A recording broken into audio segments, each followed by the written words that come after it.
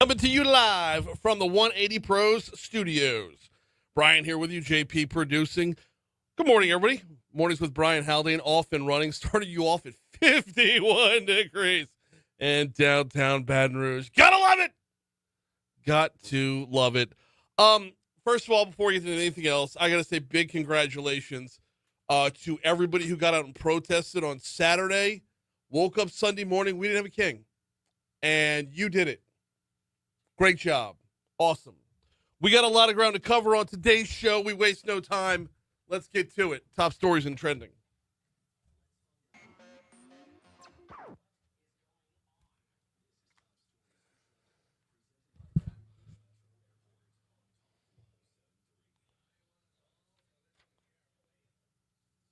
Number 5.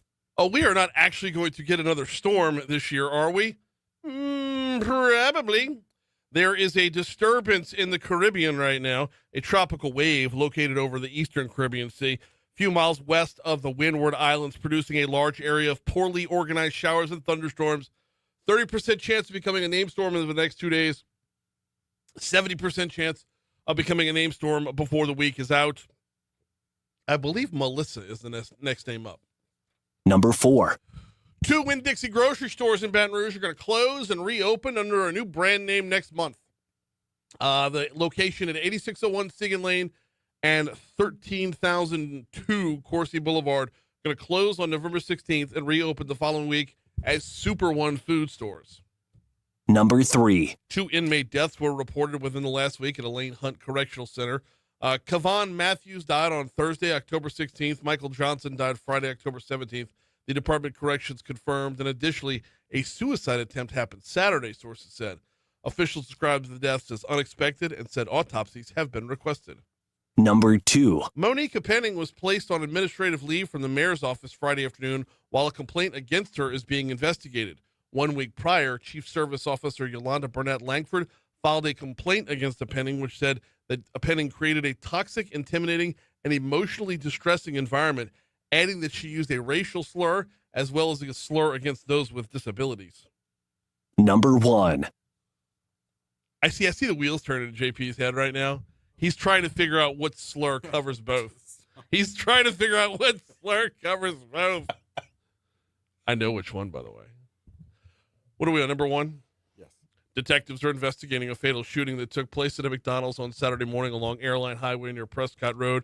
22-year-old Cedric Taylor was shot during a drug deal at the establishment, according to BRPD. Further details have not yet been released.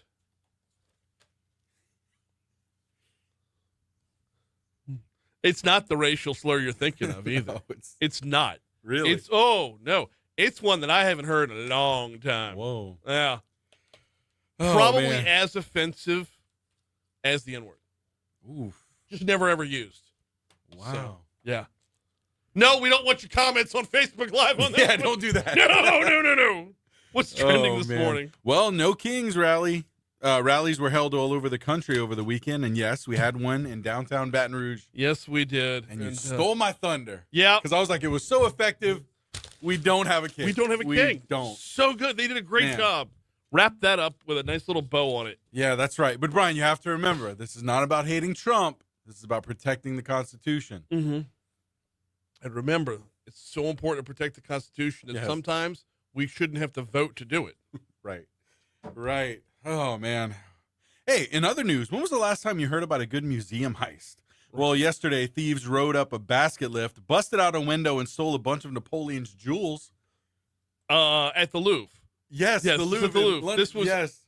Amazing. I was hearing about this story during it comes on right before. It's America in the Morning. Yeah. I was hearing about this story during it's so Ocean's 12. Man, I mean, I'm looking at the photos, and yeah, just got the basket lift right there. Yeah, dressed as construction Dressed workers. Construction workers, yes. Yep. Oh, man. We need it just doesn't happen.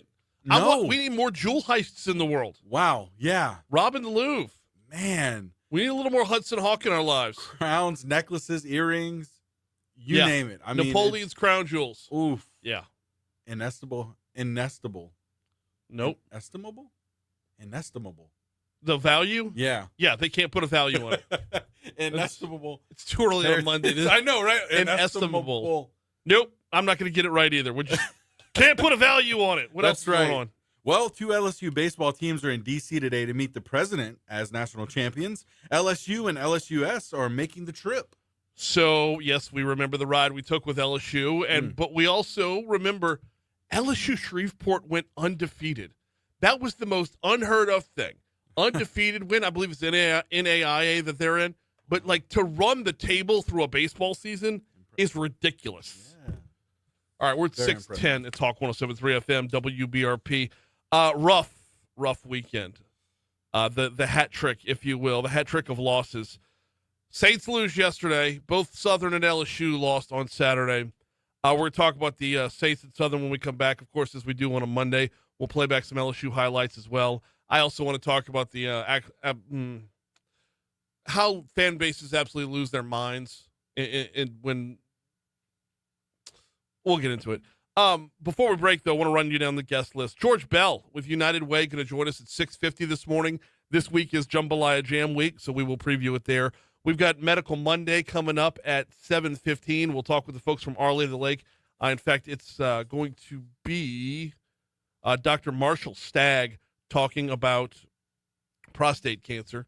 That's at 7:15. Will Green's going to talk carbon capture and sequestration at 7:35. In the 8 o'clock hour, the Plantry Cafe Moon Griffon, 8:15. And then Dr. Katie Crifasi from the Plantry Cafe at 8:35. Plantry Cafe, little vegetarian place. So it's a no-meat Monday on Talk 107.3 FM. That's on me. I misread the IQ. I misread the Q. No, you did not. I should not have thrown that off. I saw.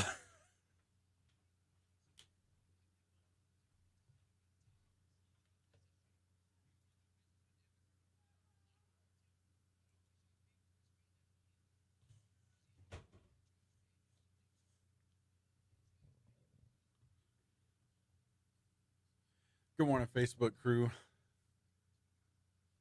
How's everybody doing this morning? Slow start? What? How we feeling this morning?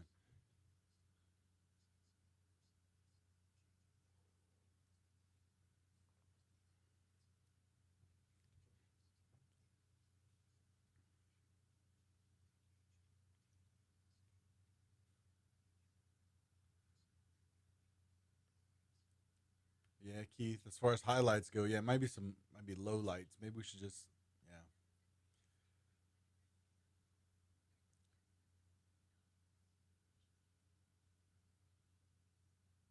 Oh. Right. I don't know. I'm going to have to research this slur. I know we're all intrigued. This definitely piqued all of our interest, right? I wonder if I could look it up on the work computer without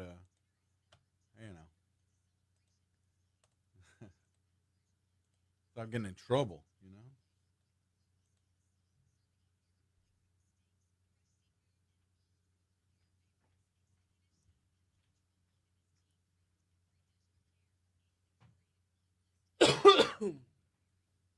Byron says, we can't even have a hint as to the slur. I'm like, I don't know. I mean, I might try looking it up and get in trouble. The work computer. Might have to look that up on my phone. Oh.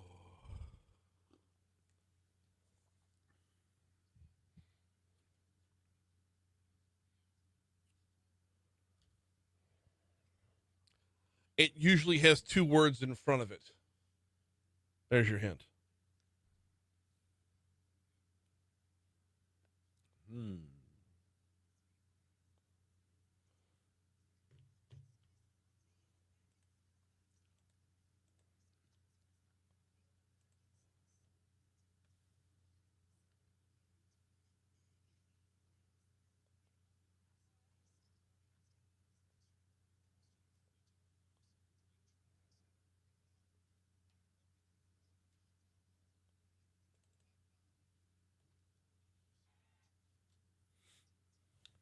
Hey, I'm going to send you another cut real quick for this segment. Okay.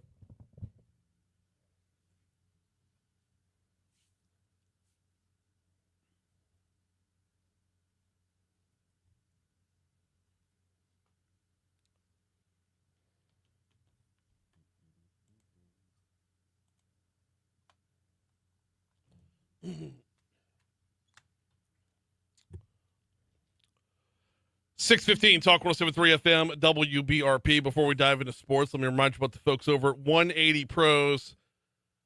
Not your IT provider, your IT partner. In fact, the last IT call you're ever going to have to make with 180 Pros. They do things a little bit differently. When you are a partner with your IT people, well, first of all, let's get rid of all the line items on the invoice. Simplified billing is what they one of the things that separates 180 Pros when it comes to other IT places will hit you with all these, call them hidden charges. But the other thing that really ramps up is the response time. Guaranteed same-day service, provided you call before quitting time, right? I mean, if you call at 4 o'clock in the afternoon, probably not. But you call around lunchtime, they're going to get out there to you. They will get out there to you same day. Now, not resolving same day. I mean, there are issues that get deep, right? But the response time will be the same day. Want to learn more? Check them out online at 180pros.com, 180pros. Sports time at Talk 107.3 FM. You got that cut I just sent you? Okay.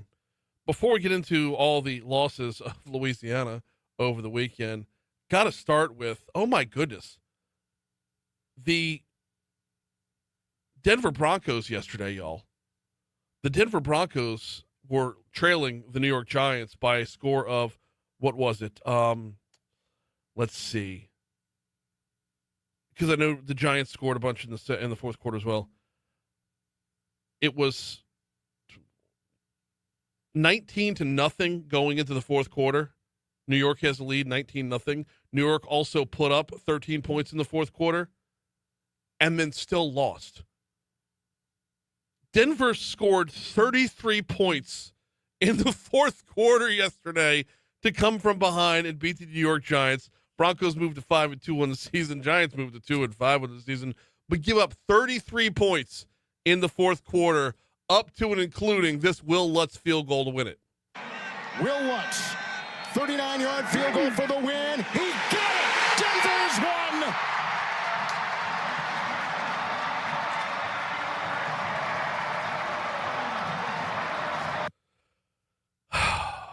It kind of makes the Saints hurt even more, doesn't it? When you see Sean Payton pull off a 33-point quarter while the Saints pulled 14 points on the whole day against Chicago. It stings a little bit. It stings a lot. Here's Kellen Moore after the Saints loss. We'll talk about the numbers next. And so that was sort of the theme of that game. We had our chances. I thought our guys battled. I thought our guys put ourselves in a really good position in the middle of the game to come back and get ourselves back in it. A couple scores, one at the end of the half, one start the third quarter, but then we just gonna keep it going. And so credit to those guys. They play better than us. They coach better than us. You gotta find the formula that works. Got to find a formula that works. 26-14, Chicago Bears beat the New Orleans Saints yesterday. The thing about the Saints team is every single game, it feels like they're in it. Every single game, they're within striking distance. There was not a time yesterday during the game where you're sitting there watching and you're like, they're just one or two plays away. I mean, even in the midway through the third quarter, when it was 20-14 Chicago, and Chicago Saints hold the Bears to a field goal, and you walked away from that feeling like, well, if they could hold them to a field goal there, just put together some offense and make this happen. The defense is not doing a terrible job. I know 26 points is probably more than you want to give up on a normal basis, but the defense is not doing a terrible job. It's just there are very few playmakers on offense. Spencer Rattler does not have a world-class receiver to throw the ball to. Chris Olave led the team, 5 catches, 98 yards, and that's good. He had both touchdowns as well.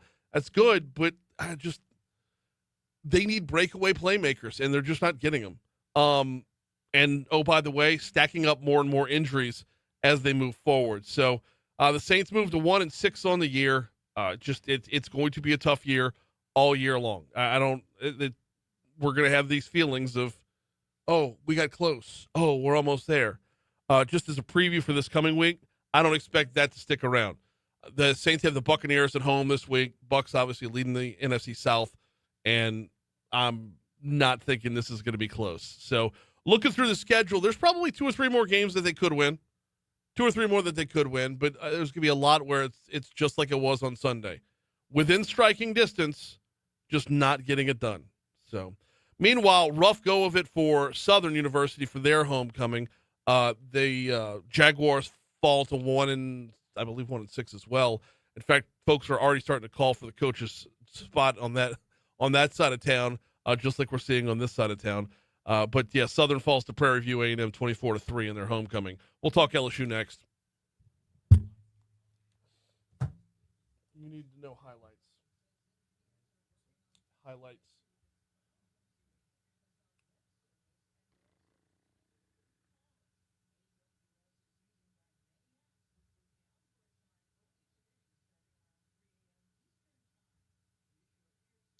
.1.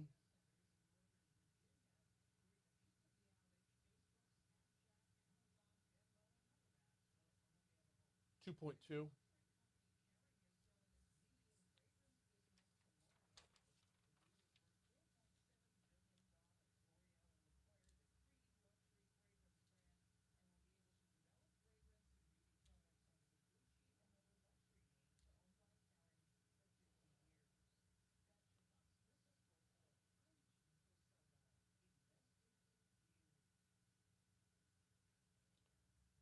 .1.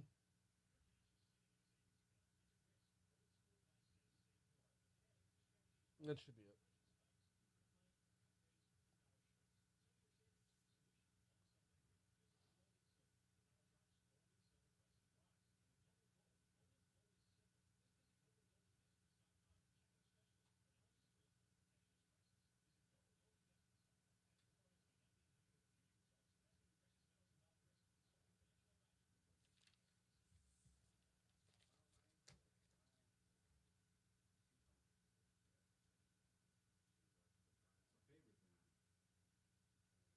What happened?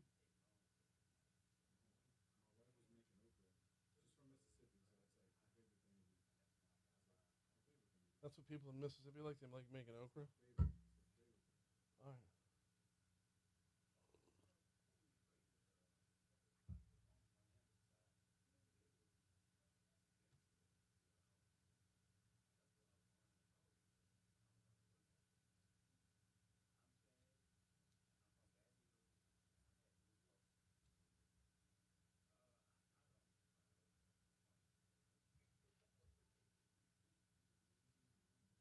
Well, he cracked himself up with that one. Have a good old time with his burnt wife.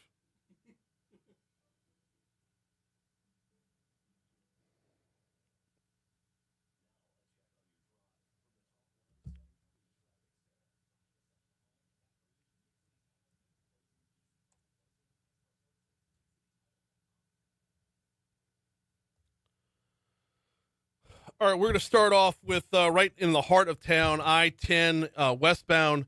If you are headed on I-10 westbound, it is backed up right now from just before the 12-10 merge, backed up on 12 from just before the 12-10 merge, all the way through the College Drive exit. If you're on 10 westbound, expected to be slow going right through the thick of it right there. Now, if you back up before that on I-12 westbound, it is you've got your normal delays, your normal congestion back on 12 west around Denham Springs, all the way into just past O'Neill. Then it picks back up again and then slows down very abruptly right before that merge. Meanwhile, 10 westbound coming in from Ascension Parish is golden up until you get to the 10-12 merge. Things do pick back up again after College Drive to make your way through the city on 10 west if you're heading towards downtown. Getting over to the other side of the river, we got no problems on I-10 eastbound. Coming in from West Baton Rouge, we got no problems on I-110 either. Surface street accidents to look out for. There is one accident that's, it's not where it's gonna bother anybody at this time of morning, and it just came across about 2 minutes ago. Riga Road at Cypress Lakes Apartment Boulevard. That's really good traffic from the Talk 107.3 Traffic Center.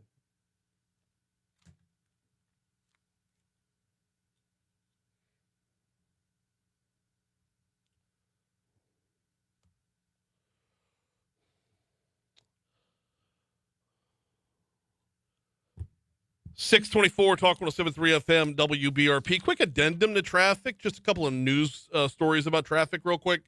The Department of Transportation and Development will be closing one lane of Highway 77 in Plaquemine today for the next several days. I'm grabbing this from our news partners at WBRZ. The closure will see one southbound lane of 77, also known as Bayou Jacob Road, be closed from Natal Road, I believe I'm pronouncing that right, to approximately 300 feet past Jace Street.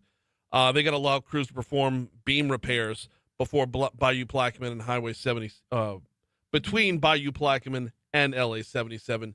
Meanwhile, I-10 tonight, you're going to see a closure on 10 eastbound. The Acadian on-ramp will be closed from 8 p.m. tonight until 5 a.m. tomorrow morning. This has to do with the cleaning of the sound walls that we told you all about last week. Quick reminder before we dive into some LSU highlights about Vex European, VEX. VexEuropean.com is the website. Vinny and his team over there specialize in European vehicles, and the specialization is everything, y'all. They are master-level, expert-level technicians on your make of a vehicle. If you drive a European vehicle, visit VexEuropean.com. Hit the little drop-down tab, find your make of vehicle right there. Once you get that, you're good to go. Mercedes, BMW, Porsche, Jaguar, Land Rover. They've got a handful more. They do exotics as well. Check them out online at VexEuropean.com. I have an 18-year-old car that hums like it's new, and it's because of Vinny and his team at Vex European.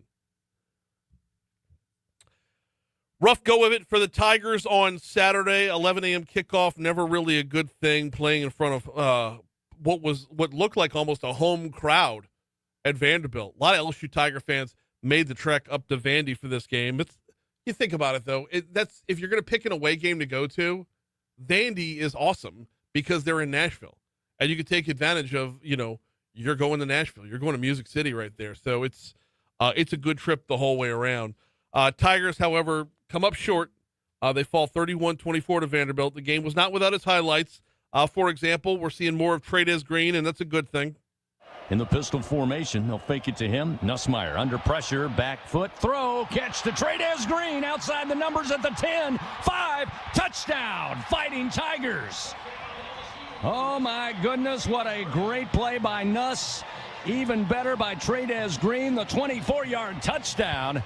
And the Tigers back on top, 9-7 with a point after upcoming. Great block downfield by Barryon Brown once again.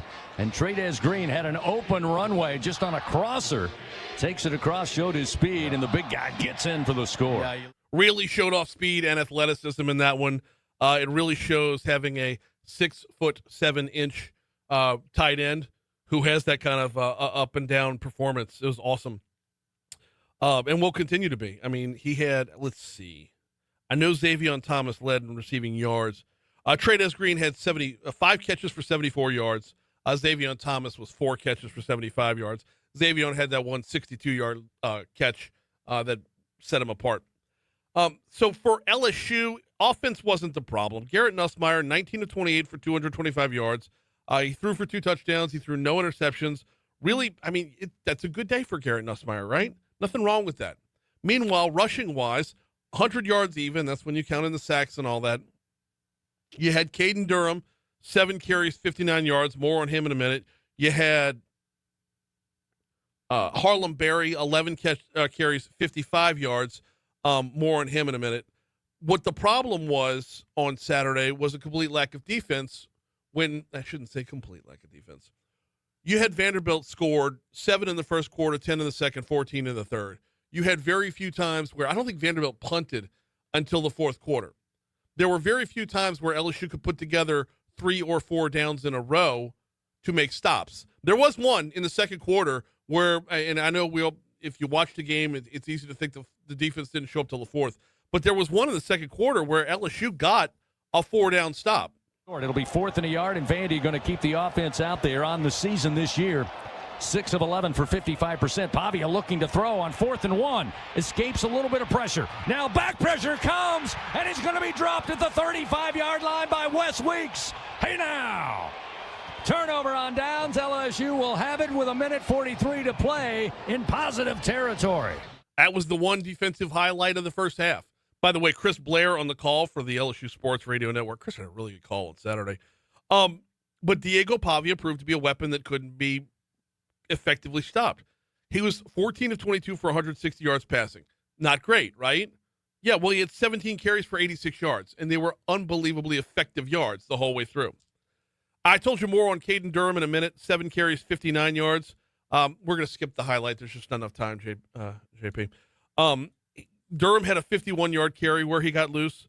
Harlem Berry, however, 11 carries, 55 yards. That's 5 yards per carry, y'all, and it was consistent. It wasn't like he had one bust loose and then all the rest were 1 or 2 yards apiece. Berry's long on the day was 10, which means that's a consistent 55. LSU's run game did show a little bit on Saturday. I mean, only 100 yards. Once you netted it out minus sacks, it was 21 carries for 100 yards.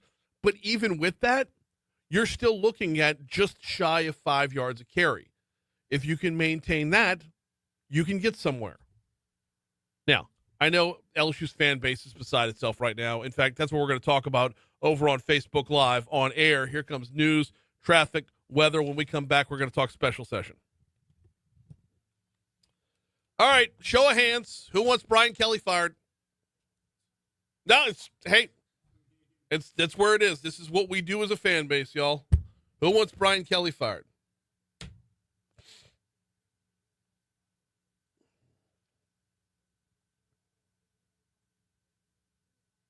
And good morning, Christy.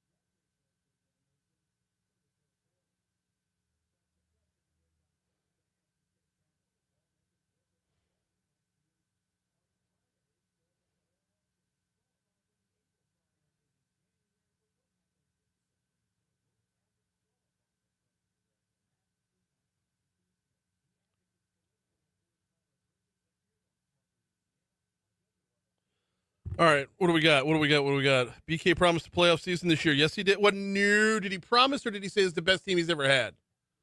Because if it's the best team he's ever had, and he's going to blame injuries, by the way. Injuries happen. It's an unfortunate thing. It's part of the game. Blah, blah, blah, blah, blah. That's what we're going to hear. And we're going to be told that we don't know any better. I'm telling you right now, we're going to be told we don't know any better. But an injury here, an injury there on the offensive line, DJ Chester doesn't need to be anywhere near the left tackle position. I mean, I know a little bit of ball, not a lot. And I'm watching that game. Once Chester went in at left tackle, I forget who got hurt. Aaron something. Once Chester went in at left tackle, you saw where the pressure was coming every time. And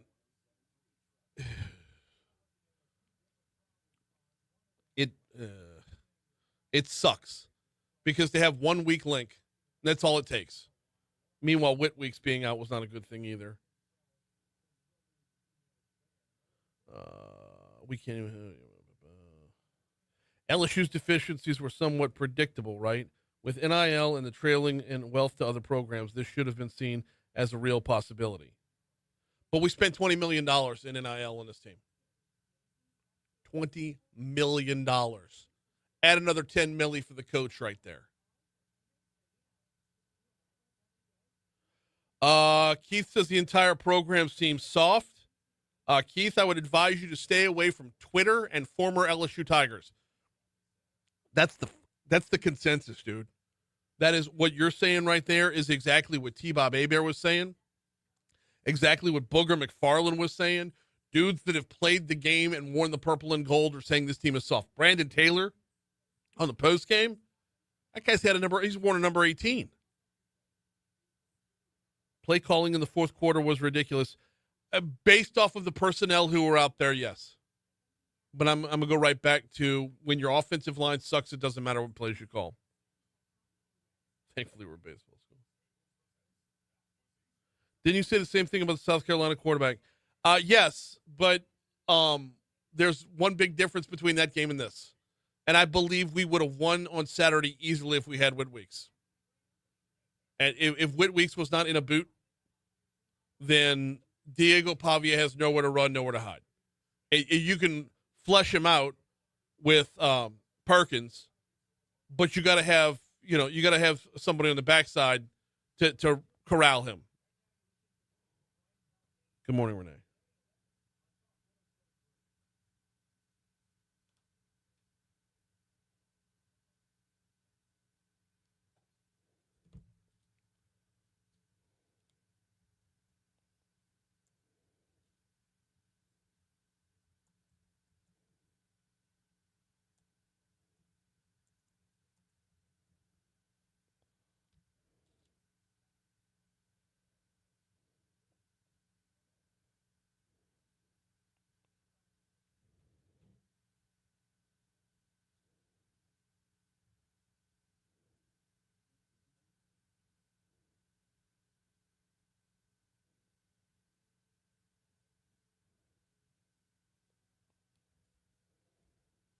We'll dive back in next break, y'all.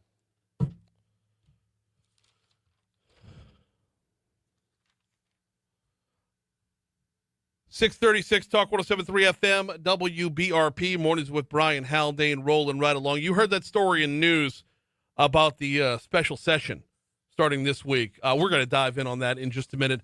Before we do, though, got to remind you about the folks over at 5 Star Printing and Signs. Printshop5.com is the website. Printshop5.com if you wanted to hop online and give them a look. Look, branding is more important now than it has ever been before, okay?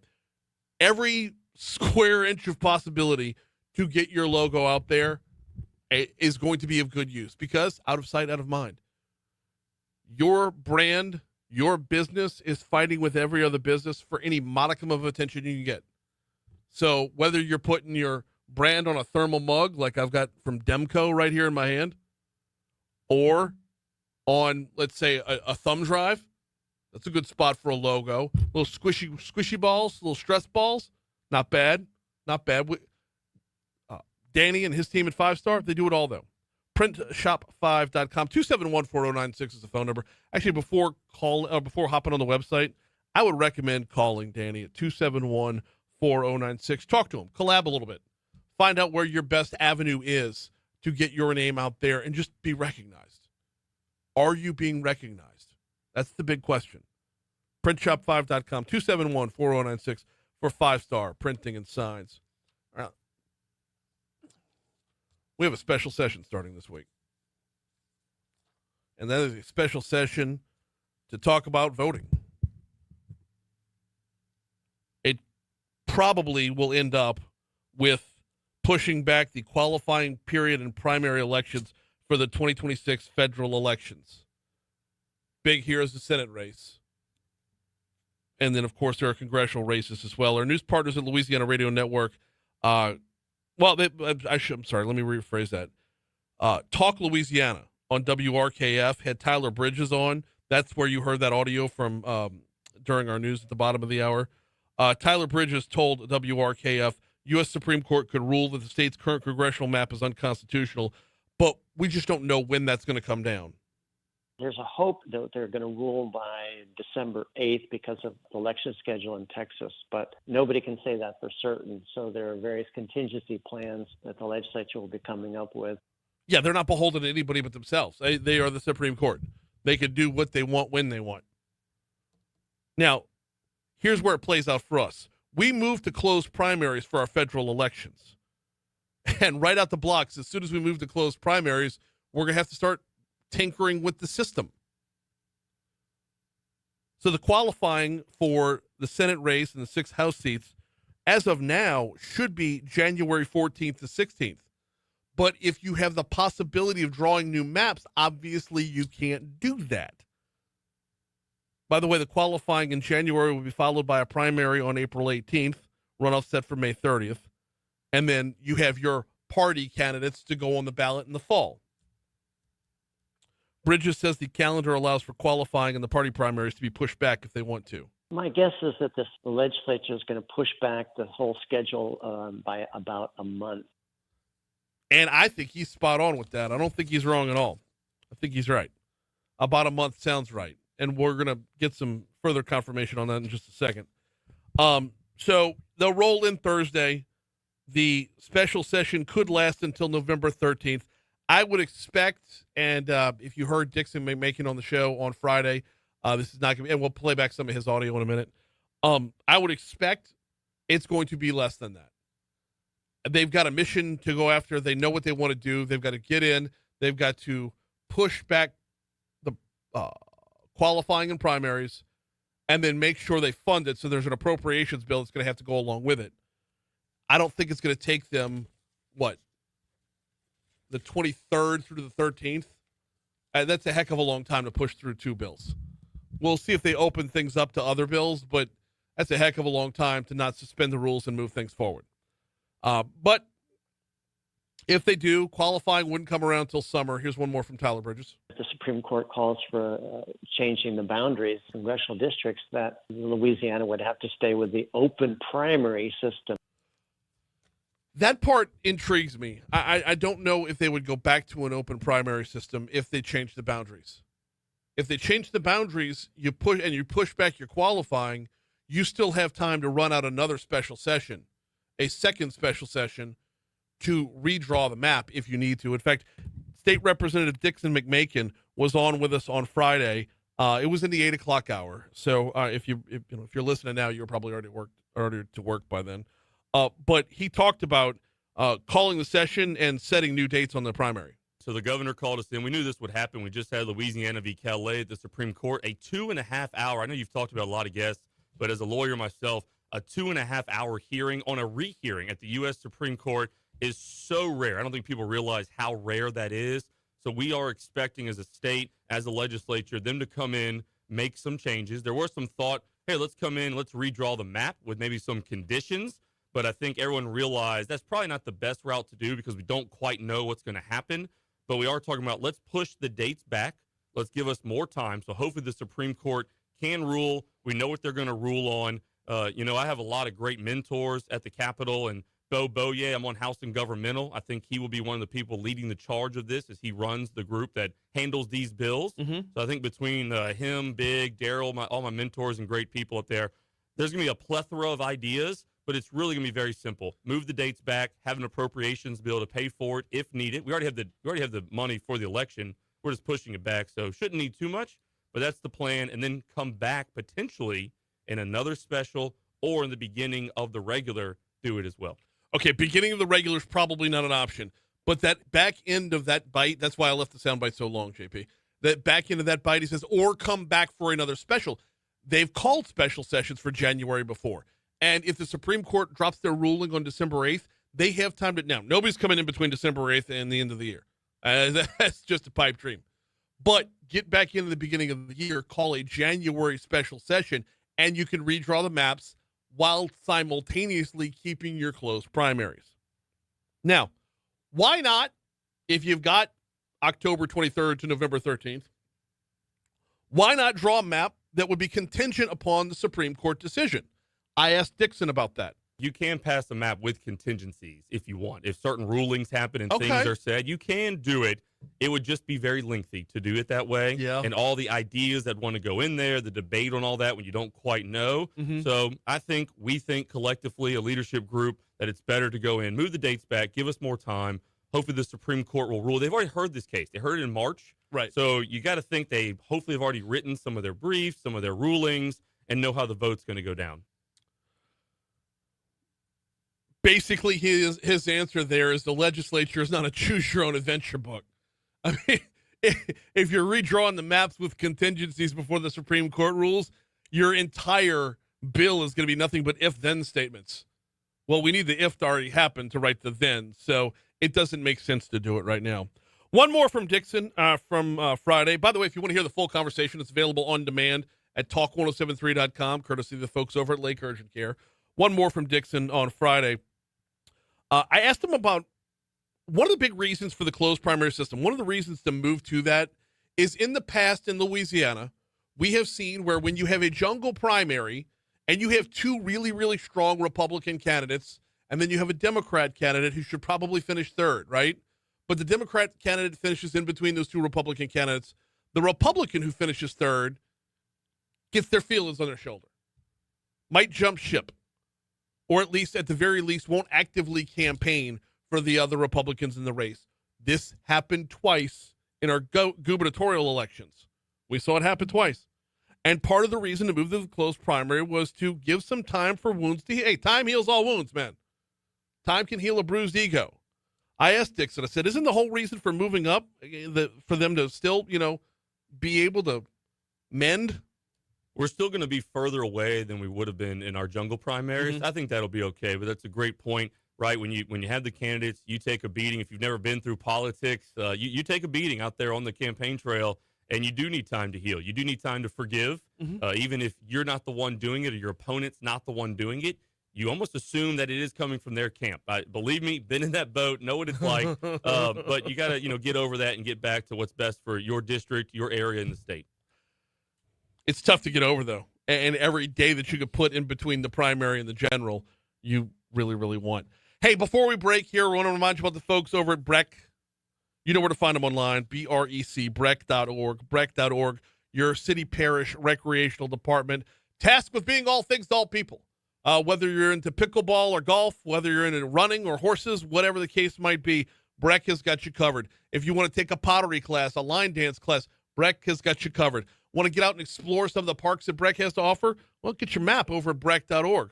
Want to see what kind of classes there are, leisure classes, sports leagues that are available? Breck.org is your home base there. And oh, by the way, as the holidays get closer, don't forget they've got camps for the kids. Wonder what to do with the kids over the holidays? I direct you straight to Breck.org. Quick break. George Bell from United Way's next. I got to tell y'all, and I know I'm setting myself up for failure here, but I feel pretty good for a Monday.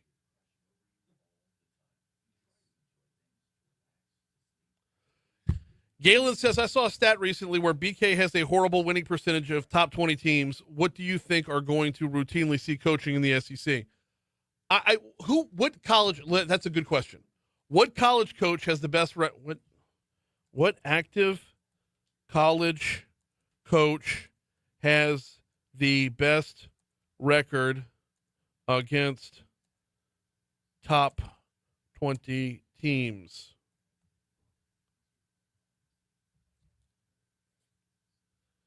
Because I would argue that if you're playing.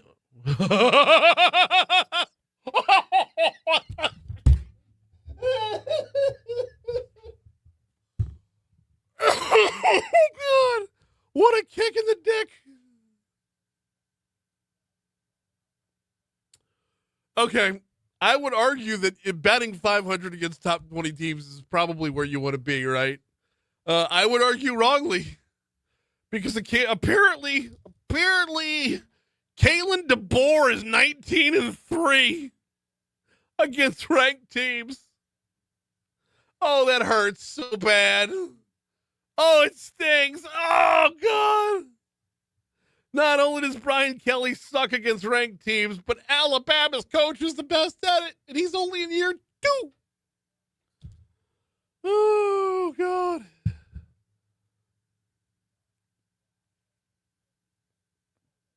Oh.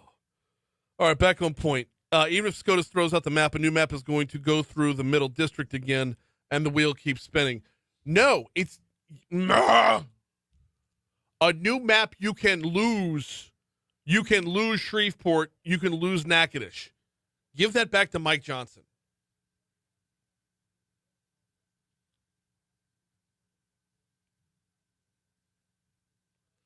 Even if we have to share with Alexandria, It's more capital region driven. Even local maps are crazy. Some can't vote for schools their children go to. I know.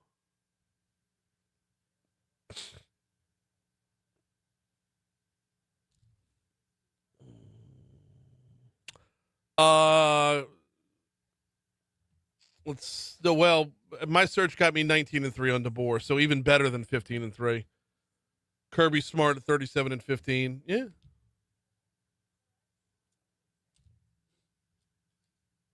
Oh, Ryan Day is in there as well, but he's not active right now.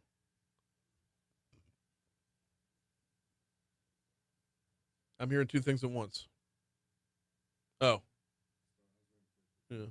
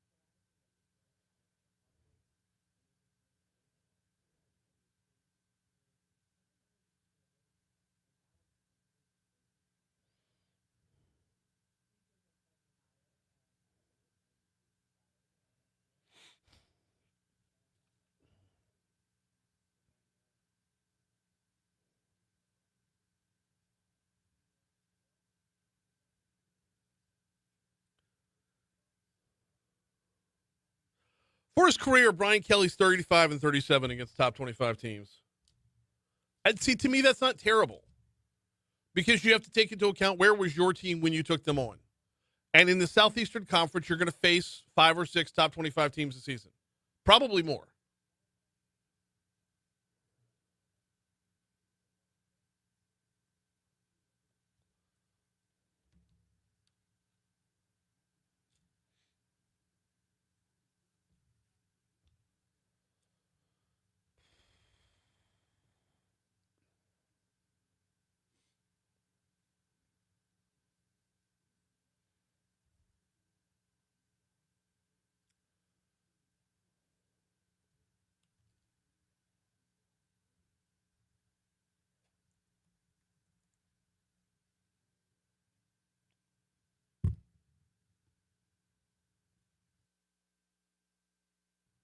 One of the bigger items on the Baton Rouge calendar coming up later on this week, that would be the United Way's Jambalaya Jam. Joining us now to talk about it, we've got George Bell with us. How are you, man? I am well, Brian. Thank you for having me. No, glad to have you on here. Glad to be talking about this. I got to tell you, the Jambalaya Jam, like I introed right there, it's one of those items on the Baton Rouge calendar that the whole city looks forward to. Y'all are an absolute staple for downtown and for the whole community. Not just for the work you do through the United Way, but the festival mentality that is the Jambalaya Jam. Brian, it is quite special. You know, we've been doing this for 38 years now. This is our 38th Jambalaya Jam. And I'll tell you, every year it comes up, it just is this wonderful opportunity for us to bring community together. And when I say community, it's not just Baton Rouge. It's from our 10 parish region. The corporate partners that take part in this event really make it special. And with this year, we will have, and by the way, this event is sponsored by Shell. They are our presenting sponsor for this.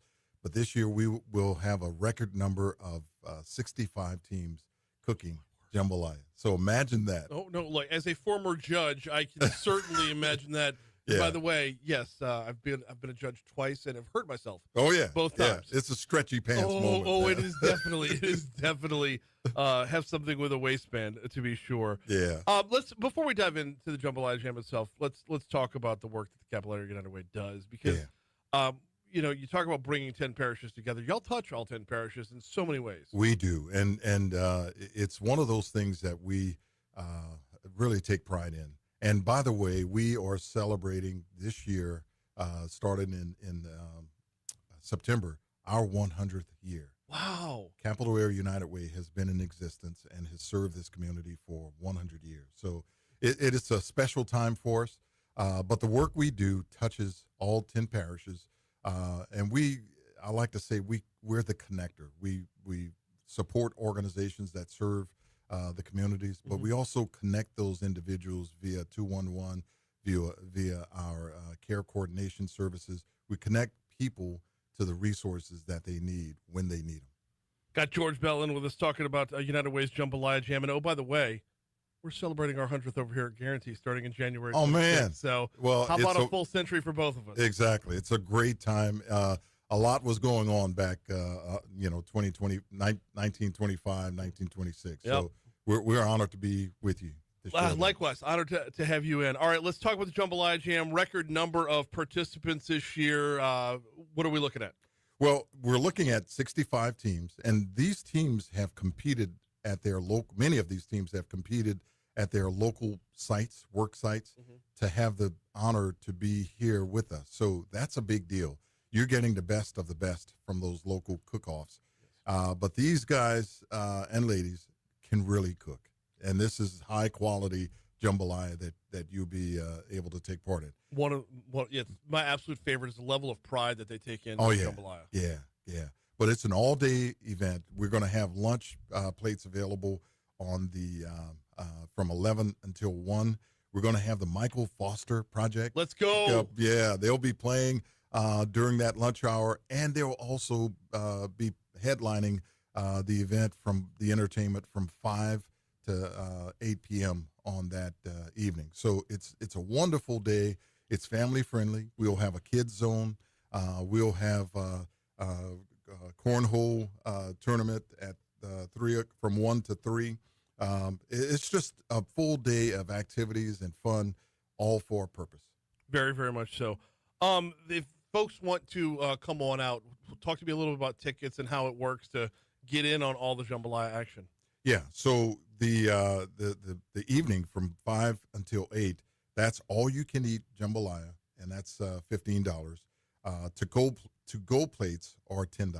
Okay. And then during the lunch hour, those are $10 for the jambalaya. And in addition, we have created an appetizer cook-off. So these guys are so creative.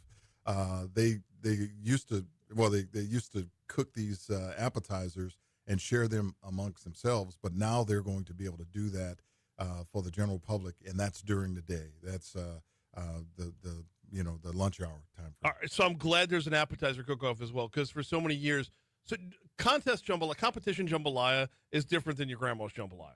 It's got to be a certain level of standards of, the rice has to fall off of itself a little bit. That black pepper has to pop. Exactly. They've got You've standards. Judged. I can tell.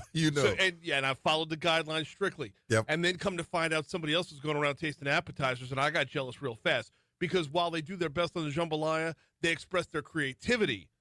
The creativity goes into the appetizers. That's it. And they really go all out for those appetizers. So it's a wonderful combination of traditional jambalaya and the creativity of the cooks and the chefs to do their thing. Now, when you say all you can eat,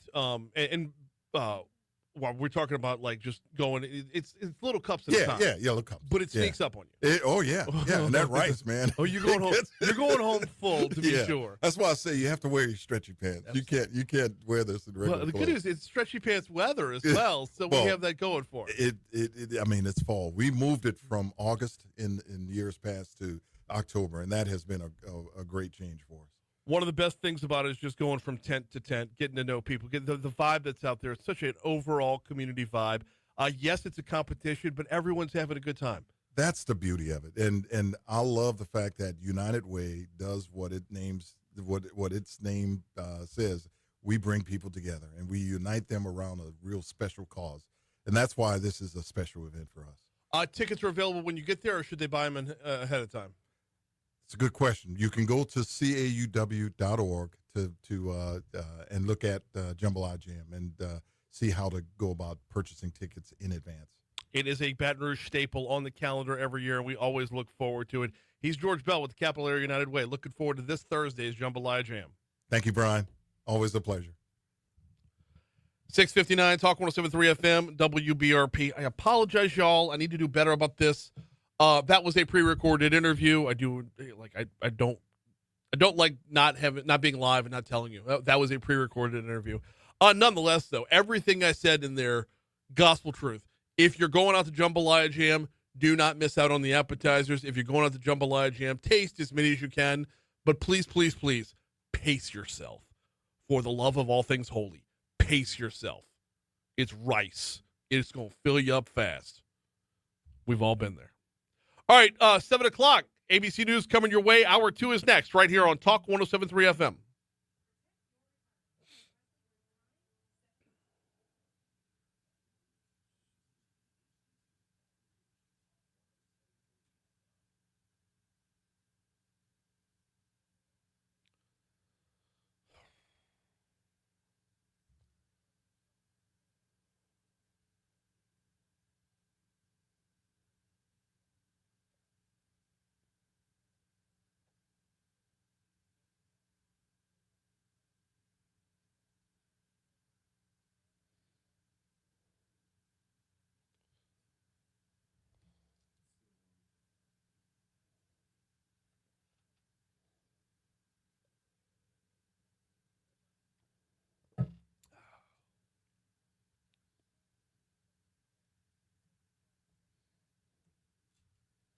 Oh, back to the Brian Kelly conversation, y'all. Forget about buying him out.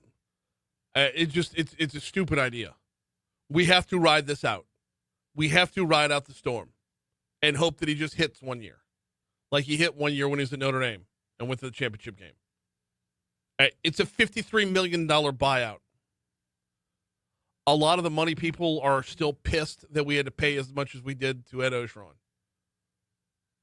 And you would think sending Ed Ogeron out the door with $17 million in hand would have been a lesson to the AD to say, don't let this happen again. $53 million, and it doesn't drop after this year's over with. His buyout this year is 53.3. His buyout next year is 53.3. So no matter what you do, signing a new coach, getting a new coach is going to cost you $150 million. Boom,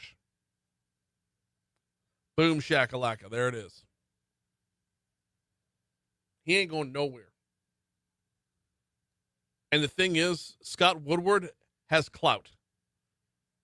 Because Scott Woodward is sitting on 4 other national championship coaches that he brought in. Wait, no. 4 other national championships, 3 other national championship coaches. Jay Johnson got 2. Sorry. Mulkey, Johnson, Clark. He's producing natties. And by the way, if McMahon can make the tournament this year, the Sweet 16 this year, then that program is going to look like it's on the right path. I do feel bad for Beth Torina because, like, you know how when a guy gets yelled at by his boss, he can't take out on his boss, so he, takes it out on like, goes home and kicks the dog or whatever. Like, he can't take it out on his boss, so he's going to have transference of anger. I worry about Beth Torina for transference of anger. You're tied at the hip to Brian Kelly, so you can't get rid of Brian Kelly. So do you go over to Beth Torina and say, your performance isn't up to par? Now, if he were to do that, everyone would blow a gasket in terms of, oh, you'll fire the softball coach, but not the football coach. But the potential of transference of anger does worry me. I just really, really like Beth. She's so good for the program, so good for Baton Rouge. She's going to get there one day. She's going to cross that hurdle one day.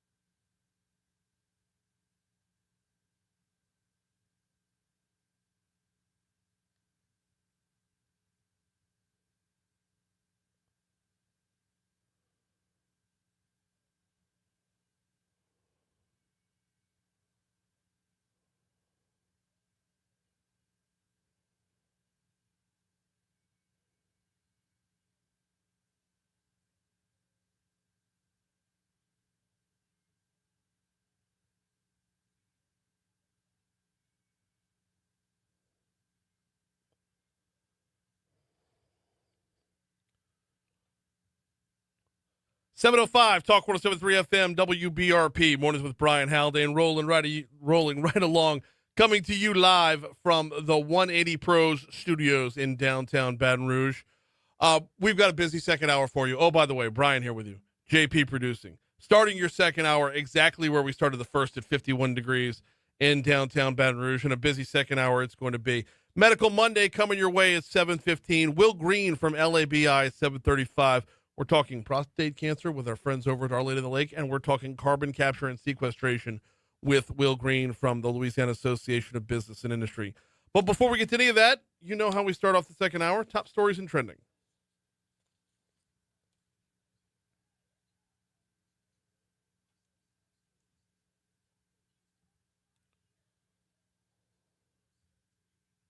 Number 5.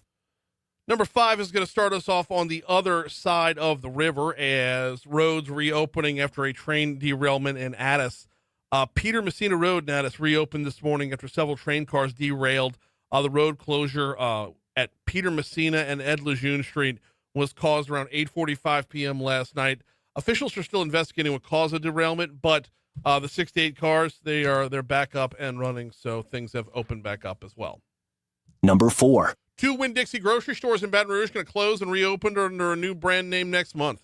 That would be the location on Segan Lane and the location on Corsia Boulevard. Going to close on November 16th. They will reopen the following week as Super One food stores. Number 3. 2 inmate deaths were reported within the last week at Elaine Hunt Correctional Center. Kevon Matthews died on Thursday, October 16th. Michael Johnson on Friday, October 17th. And additionally, apparently there was a suicide attempt that was reported on Saturday. Officials described the deaths as unexpected and said autopsies have been requested. Number 2. Monique Penning was placed on administrative leave from the mayor's office Friday afternoon while a complaint against her is being investigated. 1 week before that, Chief Service Officer Yolanda Burnett Langford filed a complaint against Penning, saying in which it said Penning, quote, created a toxic, intimidating, and emotionally distressing environment. Adding that she used a racial slur as well as a slur against those with developmental disabilities. Number 1. Detectives are investigating a fatal shooting that took place at a McDonald's on Saturday morning along Airline near Prescott Road. 22-year-old Cedric Taylor was shot during a drug deal at the establishment, according to the Baton Rouge Police. Further details have not yet been released.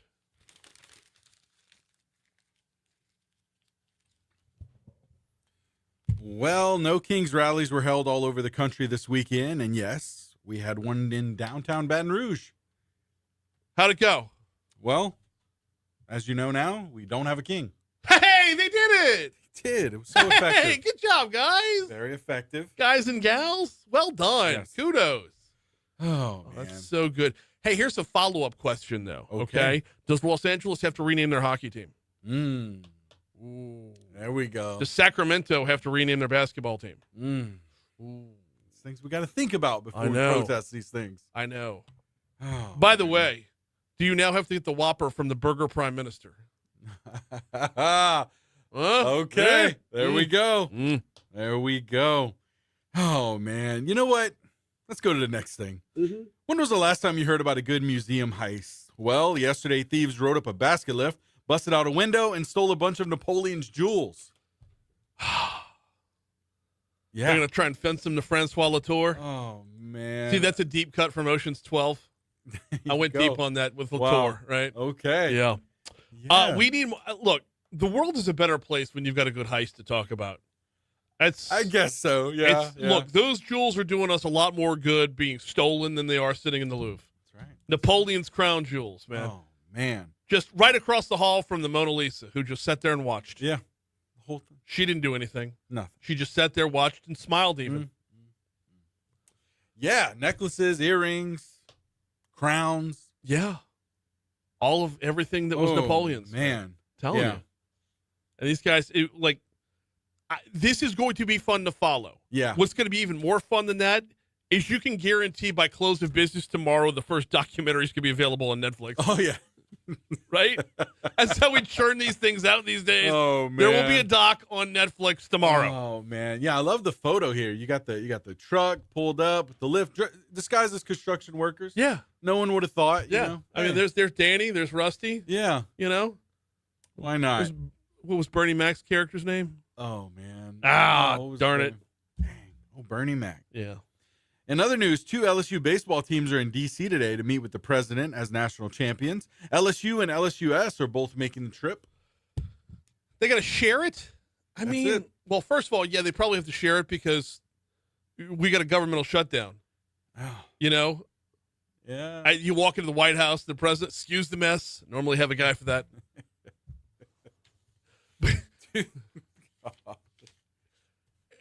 It's true. I mean, it is true, though. It's true. Like, It is staffers true. have to go home. Yep. You know? Nobody's like passing the Swiffer up and down That's the it. hallways. Maybe it's Trump passing the Swiffer. Oh, we got Trump company. Yeah, They're Trump here. could be passing the Swiffer himself. That's it. Guys, can we tidy up a little bit? Yeah. Tigers are coming. Come on. LSUS, who ran the table. Oof. Undefeated college baseball team. Unheard of. Killing it, man. Anyway, Impressive. they get to enjoy a trip to the White House, with or without, all the staffers around. We're coming up on 7-11 at Talk 107.3 FM, WBRP. We got a quick break. When we come back from that break, we will have Medical Monday. Before we take that break, let me remind you about the folks over at Mathern's. Another game week upon us. Another home game week upon us. Look, if the loss to Vanderbilt just sapped your will to tailgate, go out there anyway and have Mathern's cater it. I tell you every week, they're right there on campus in the Nicholson Gateway Shopping Center, the closest grocery store to Tiger Stadium, only full-service grocery store on campus, and they do catering. And it's not too late to get an order in. In fact, probably all the way through Thursday, you'll be able to get an order in. They're there for you if you run out of charcoal, run out of cold beer, forgot whatever you wanted to bring. But if you really want to go next level, they have fantastic catering menus. Get yourself a couple of party trays, get it all taken care of. Do it via the Mathern's Rewards app. Earn yourself cash towards more groceries when you shop. Download the app today. It's Mathern's.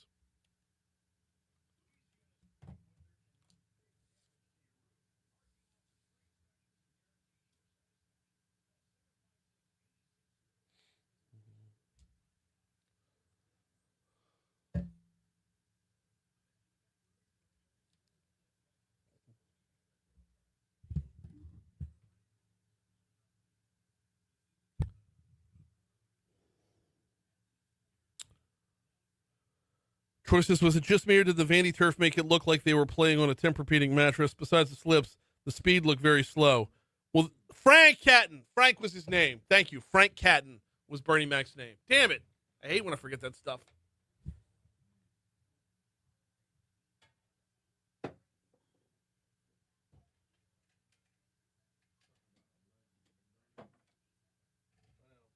I don't think you understand. I ain't scared of you motherfuckers. God, he was so good.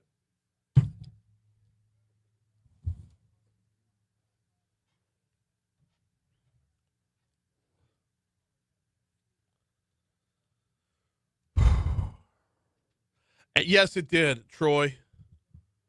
Come to me before you go into Medical Monday so I can let them know it's pre-recorded.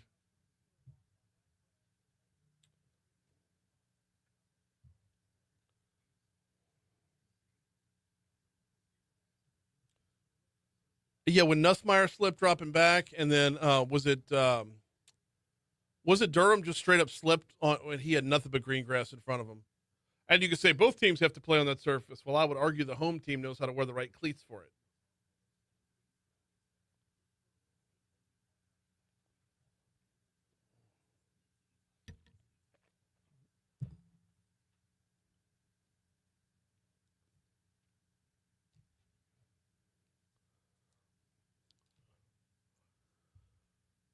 (7:14) Talk 107.3 FM, WBRP, Mornings with Brian Haldane, rolling right along.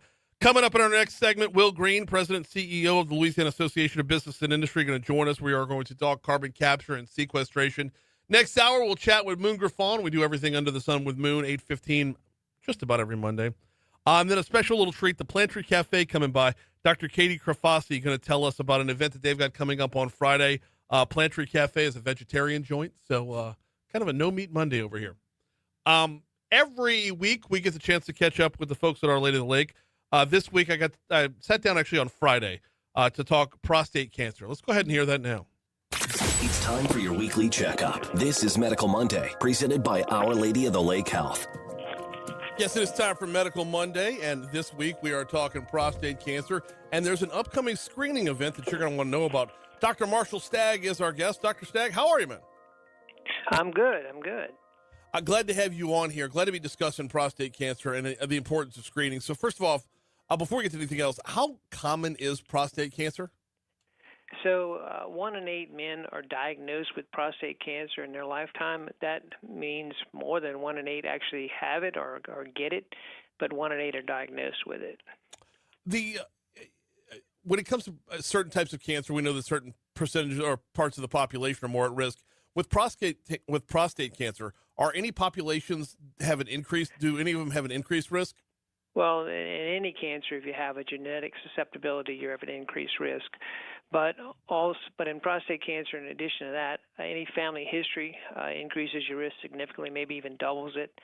And in general, black men have a higher risk of developing prostate cancer and of developing aggressive forms of prostate cancer at even an earlier age. Is there any, do we know why? No. Let's talk about, for those that need to be on the lookout, early symptoms. What do they look like? Well, most of the time, prostate cancer, you don't have symptoms, certainly not in the early stages. So that's why screening is more important for a disease that's generally asymptomatic and can be life-threatening.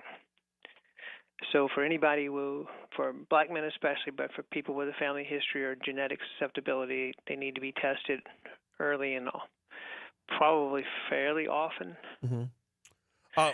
Well, with that in mind, obviously family history aside, that's going to push you up a little bit, but with no discernible symptoms to be on the lookout for, let's start talking about age range. When should men start looking at getting screened?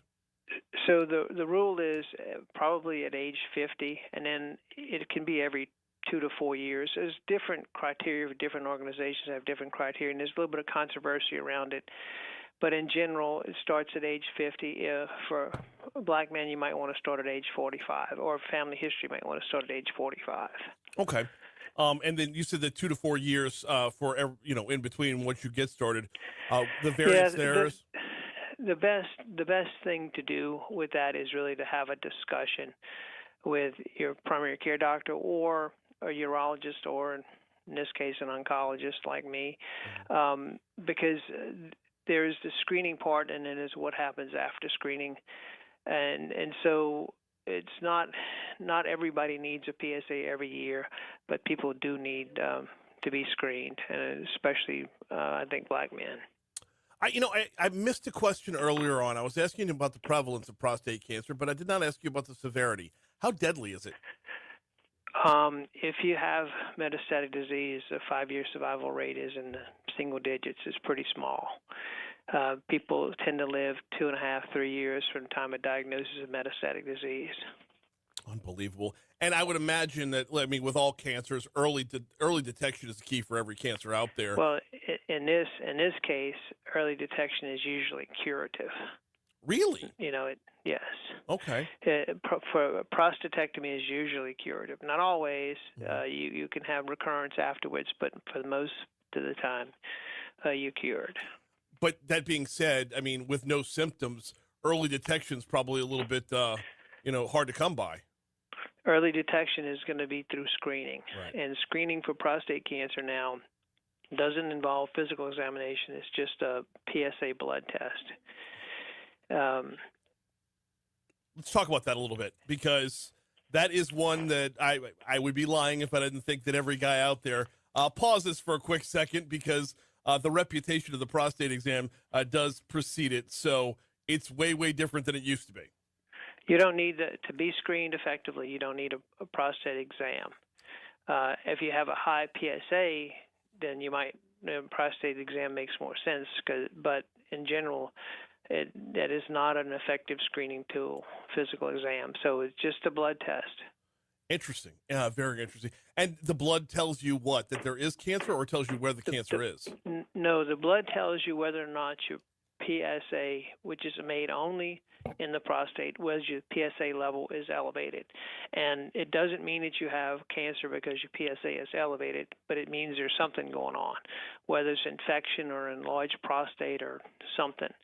And what you do with the PSA is you check it, and if it's high, you give it a couple weeks and you recheck it, and it remains high. Then you look into imaging the prostate to see if there's anything there. Okay. We're talking with Dr. Marshall Stagg. This is Medical Monday, of course, presented by the folks over at Our Lady of the Lake. We're talking about prostate cancer, but we're also talking about an upcoming screening event that y'all have got. It's called Check Your Tailgate, coming up later on in October. Well, actually, later, just not too much farther up in October. Tell me about it. So it's an event October 25th. It's at the Reimagine Women's Center because they have a great facility for doing these kind of things, and we have a relationship with those very nice people. Up in North Baton Rouge, it's 7600 North, 7600 Airline Highway, and the event is from 10 a.m. to 2 p.m. on October 25th. Because we have grant from the American Cancer Society to increase African American enrollment on clinical trials, we have the ability to provide PSA screening for free. And this event will any man who wants to will get a PSA test and get a report back to them. And we also have food, and we have a little car/truck show and some music. It's a nice little event. Vintage car and truck show to go along with that. I wouldn't undersell that. If you're bringing the guys out, that's probably a pretty good draw. Yeah, and free food doesn't hurt either. No, that's always a good thing. Saturdays in the fall in Louisiana, we look for reasons to get outside, and food's often the draw there. We hope that people will pre-register so we can make it very, very quick. But if they don't, come by anyway. Going to be at the Reimagine Women's Center Business and Resources Innovation Hub at 7600 Airline Highway. You said they could pre-register. Where do we go to do that?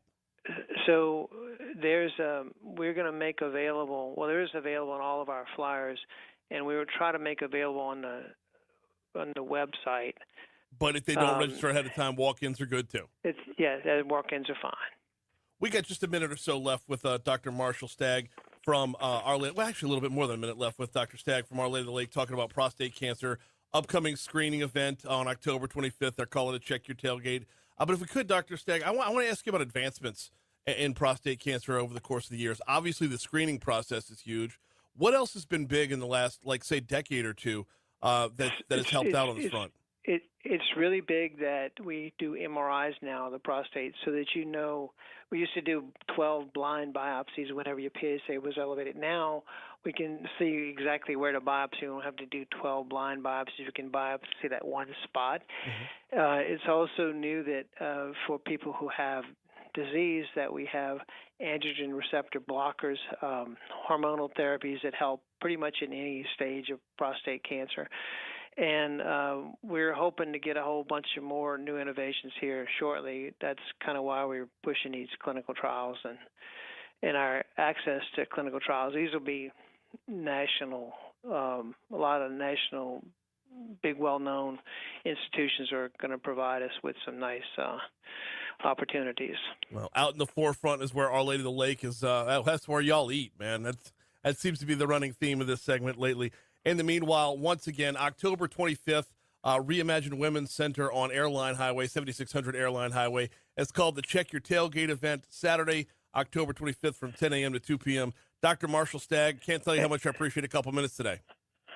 All right. Well, thank you very much. Thank you. 724 Talk 107.3 FM, WBRP. Mornings with Brian Haldane rolling right along. Give me just a minute to tell you about the folks over at NeuroJust. If you or someone you know is battling with anxiety or depression and have been thus far treatment resistant, NeuroJust could well be your answer. They specialize in something called TMS. That's transcranial magnetic stimulation. This is stepping away from the sit-down therapy. This is stepping away from the prescription drugs. And oftentimes, folks don't like the results they get from prescription drugs. If talking it out with a therapist doesn't get it done, and you don't like the side effects, you don't like the way you feel when you're prescribed something, give TMS a look. What they do is it's magnetic stimulation that targets the parts of the brain that regulate mood. Anxiety and depression is like constantly having 6-foot waves lapping around in your brain. It's a constant fight or flight, and that constantness of it is exhausting. What this does, it calms those seas between your ears. Check them out online at neurojust.com, Neurojust, neurojust.com. You're going to learn a heck of a lot more. This particular method of therapy is sweeping the nation, and we're honestly quite lucky to have it here in Baton Rouge. Normally, you're only finding it in much bigger cities right about now, but it has made its way to Baton Rouge, and the folks over at Neurojust are on the forefront of it. Neurojust.com. All right, do we have time? Yes, we do. Southern had their homecoming on Saturday, and there were shots fired on Southern's campus. LSU had their homecoming the previous Saturday, and 2 people were shot. LSU played Florida a few weeks before that, and there were shots fired on campus. It seems to be a bigger and bigger thing, or a more frequent thing, where we are seeing violence, not at a football game, but near a football game. LSU held a news conference last week to talk about it. We covered a good bit of this last Friday. The conference was on Thursday. We covered a good bit of it last Friday, but I wanted to touch back on it again. Scott Ballard is the chairman of the Board of Supervisors for LSU. This is a really, really long soundbite. It was from last Friday's folder. Okay. You got it? All right. Scott Ballard is the chair. It's also in your email that I sent you last week. All right. He's the chairman of the Board of Supervisors. He laid out a number of things that they're going to be doing differently starting this week. And since we're starting off the week looking ahead to tailgating, hopefully looking ahead to tailgating on Saturday, I thought it would be a good idea to revisit what they had to say last week to kind of get us set for this week. It starts off with Matt Lee, interim president, talked about closing down Unity Field, which is at the corner of South Stadium and South Stadium and Highland. Scott Ballard went from there to talk about all the other things that you can look for as of this week. First, and special thanks to the governor, there will be more active law enforcement officers on campus. Even though we have a substantial police presence that is already very visible, we will be adding to that. Remember, I said before that we believe, the largest, if not very close to the largest presence game day of anywhere in the country. Second, we are bringing in additional technological and surveillance support to help us identify and react to illegal or dangerous behavior very quickly. It's important. It's important that it's in real time. And we were in real time last week as well. Think of many things, but a lot more drones. Third, we have a need to alter accessibility to campus for those who do not have parking permits for the interior part of campus. That will be outlined for you as well. Therefore, vehicular accessibility to Highland Road will not be available for those who do not have interior permits. Please, my friends and others, note that, because you're going to be calling and texting why you can't go through Highland. We will issue additional parking guidance related to this in the coming days. We recognize this might present some immediate challenges, but it is a long-term strategy that must be done. Fourth, I have asked law enforcement to take a more proactive approach to other problems, which I would generally categorize under the umbrella of disorderly conduct that diminish the game day experience. We're not going to do that. We're not going to allow bad actors to diminish what for 100 years or however long LSU's been doing this. I've been coming for 50 years. We're not going to allow that. So let me detail for you what will attract the attention of law enforcement and get you detained, thus ending your game day experience. LSU is a smoke-free campus. We have received complaints about how the stench of marijuana deflates the game day experience for many of our guests, and most importantly, our children. If you are smoking marijuana, you will be detained. And if found to have illegal amounts, you will be arrested on the spot. We got to cut it right there. I'm sorry, there's more to it, but we got to cut it right there because we got news heading our way right now. News, traffic, weather. Will Green's coming up next. But what do you think? Do you think it's going to be overbearing? I like the ideas that he threw out there. And the altering accessibility, I don't know how much that's going to do, but the rest of it, man, that sounds like it's needed. We'll dive in further as the week wears on and we get closer to game day. Right now, here comes news on Talk 107.3. Patrick says I didn't mean particular flag. I mean the entire FAFO image. It could have been the Trump on a dinosaur with an RPG flag as well. What?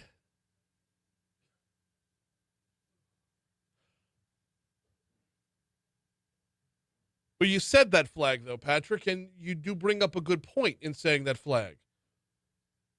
It's all a matter of which authoritarianism you choose to hate.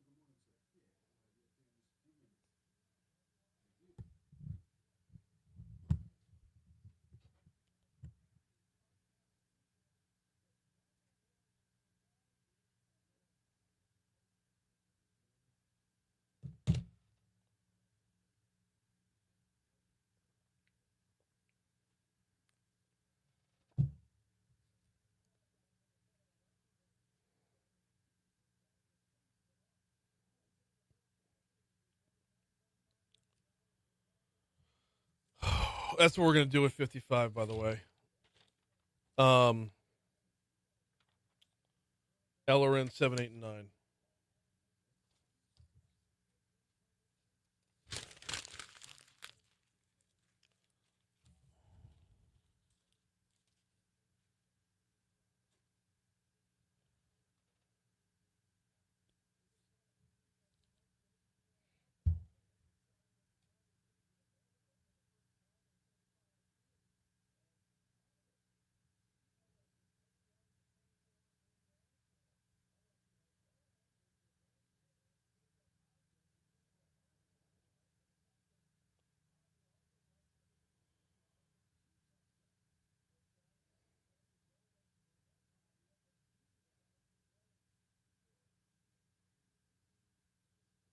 Nope.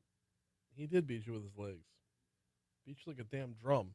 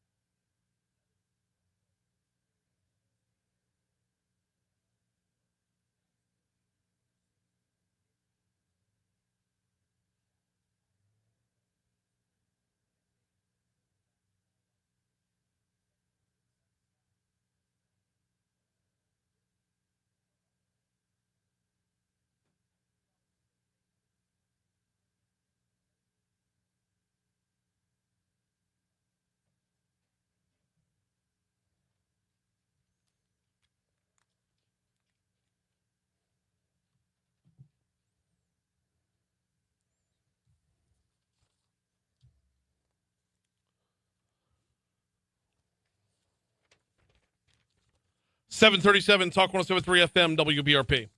Mornings with Brian Haldane rolling right along from the 180 Pros studios. As we do every Monday, we visit with the folks from the Louisiana Association of Business and Industry. Today, I really want to talk carbon capture and sequestration. We've got Will Green on with us, President and CEO of LABI. Will, how are you, man? Hey, Brian, I'm doing well, man. How are you? Doing very well as well. Got to start with the announcement last week and the moratorium. What was LABI's immediate takeaway? Yeah, Brian. I mean, it's kind of like it's Mardi Gras, right? And we've got the best hotel in town with a prime view of the parade route, the best service, best rooms, best everything. And we've just announced that we're not taking any more reservations. Right.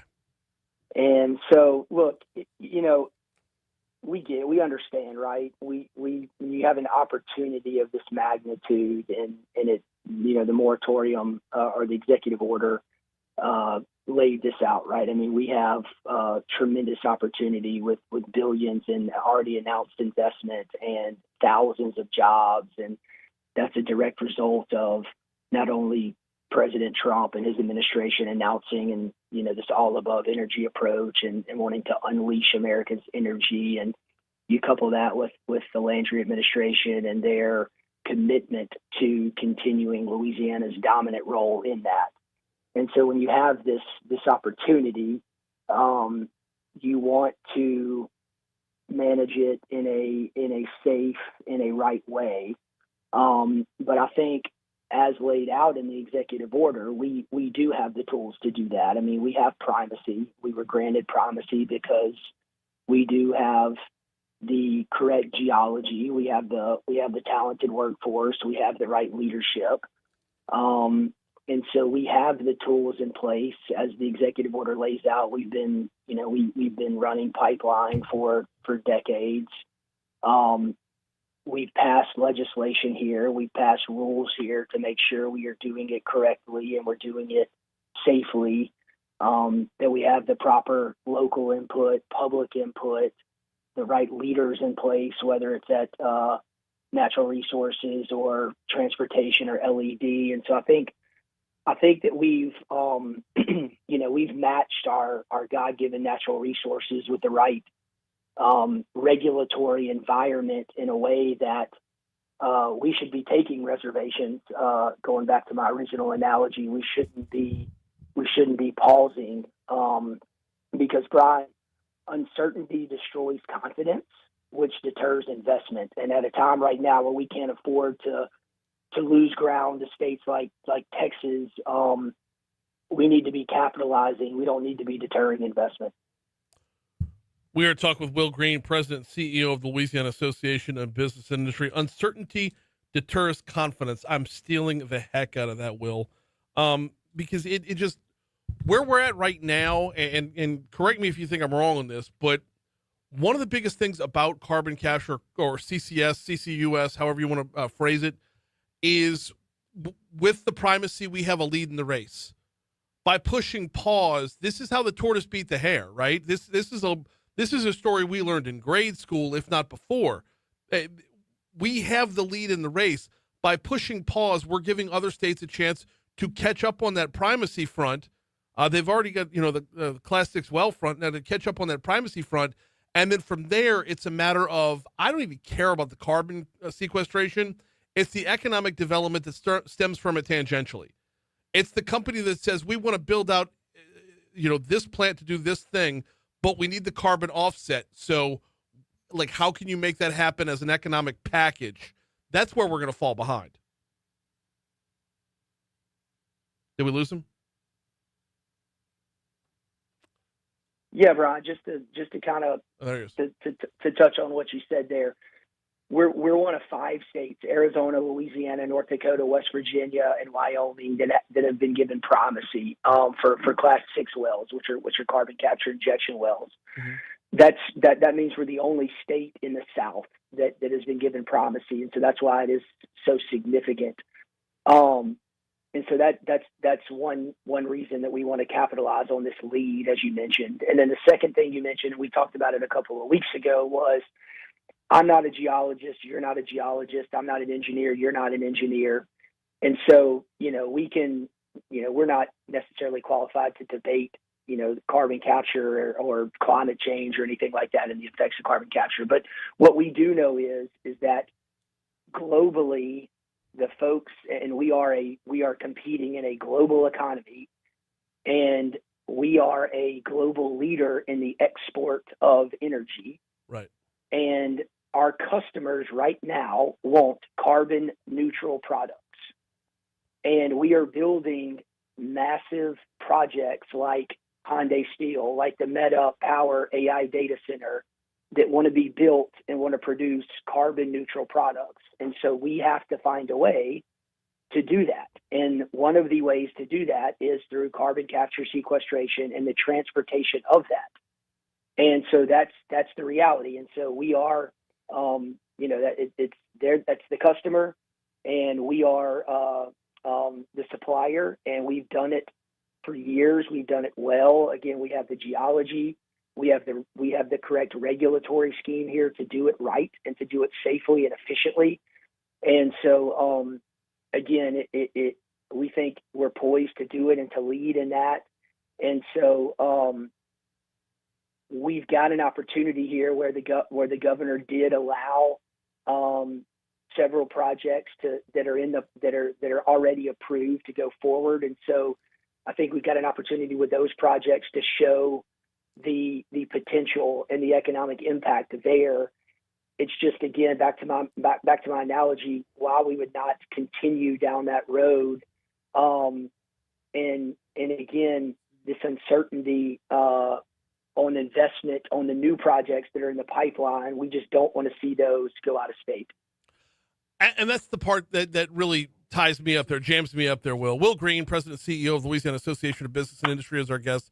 Is the fact that if you're worried about, if there's some sort of scientific danger, which there is none, or at least every scientist, geologist, whomever I've talked to hasn't spelled one out. It's the air that we exhale. If there's scientific danger, why would you allow the projects that are, and you paused, and I think you avoided a pun, Will, the projects that are in the pipeline, pun intended, that are being allowed to move forward here. If there's a danger, why are we allowing current projects to still move ahead? And if we're allowing current projects to still move ahead, then seemingly there is no danger. So why would we put the kibosh on anything else? Well, look, again, I totally understand wanting to make sure that all the I's are dotted and T's are crossed. I think that's the smart, responsible thing to do, and we need to do that. And I think as is laid out in legislation, as has been laid out in the various rules that have been written, as has been detailed in how we got primacy. I mean, there is overwhelming amount of regulation in place to make sure that carbon is transported in a safe manner, and that there's public input both from local governments and there was legislation passed last year to make sure that extra attention is given to locals and their input. And in the executive order that the governor laid out, that was mentioned. And so I think that we can balance, right, the proper, transparent, certain, and efficient regulation. And that's all business wants, right? I mean, business is not scared of regulation. They just want it to be certain, predictable, and transparent, right? So that they know the rules of the game when they start. And so I think this executive order, it creates that uncertainty, right? And again, what do we say? Uncertainty destroys confidence. And when you destroy the confidence, that's when it sends investment out of state. We're talking with Will Green, President and CEO of the Louisiana Association of Business and Industry. If you could just, 10,000 foot view here, what's at risk the longer this moratorium stays in place? Well, the investment. I mean, the billions of dollars in investment that's currently in the pipeline, the thousands of jobs that would have resulted from that. And again, remember, these are jobs that an investment, that uses local workforce. They stay in local hotels. They eat at local restaurants. Once the pipeline goes in, they pay local taxes. They go to local schools that allow them to build local buildings. And then, the better dollars that go to those schools, they can, pay teachers better. schools improve, families move, homes get built, and so economies just get stronger. And again, I mean, that investment goes away, it goes to other states, and they succeed instead of the success that we could have here in Louisiana. How do we go about changing it? I mean, is this simply a matter of just getting as much science out there so that everyone understands, not the economic benefits, and I don't care about the environmental benefits as far as Green New Deal type stuff, because I feel like those are distractions that allow Chicken Little to scream louder. But the science of, like, when you put the stuff a mile under the ground, our geology keeps it there. There's no chance that it comes back out again. And even if it did, it's CO2. It's post-combustible. It doesn't do anything. Well, I mean, I think it's reminding people like the governor did in his executive order, right? That, I mean, there's millions of miles of pipeline currently in existence that companies have worked with landowners on for 100 years to put underneath property. I think that it's reminding people, as the governor did in his executive order, that there is already CO2 pipelines underneath Louisiana. It has been, I think he said, since the 80s. And the reality is most people don't even know it.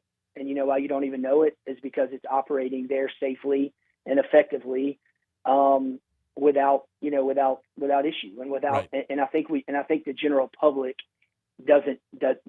most people don't know about it because it's there without risk, without issue.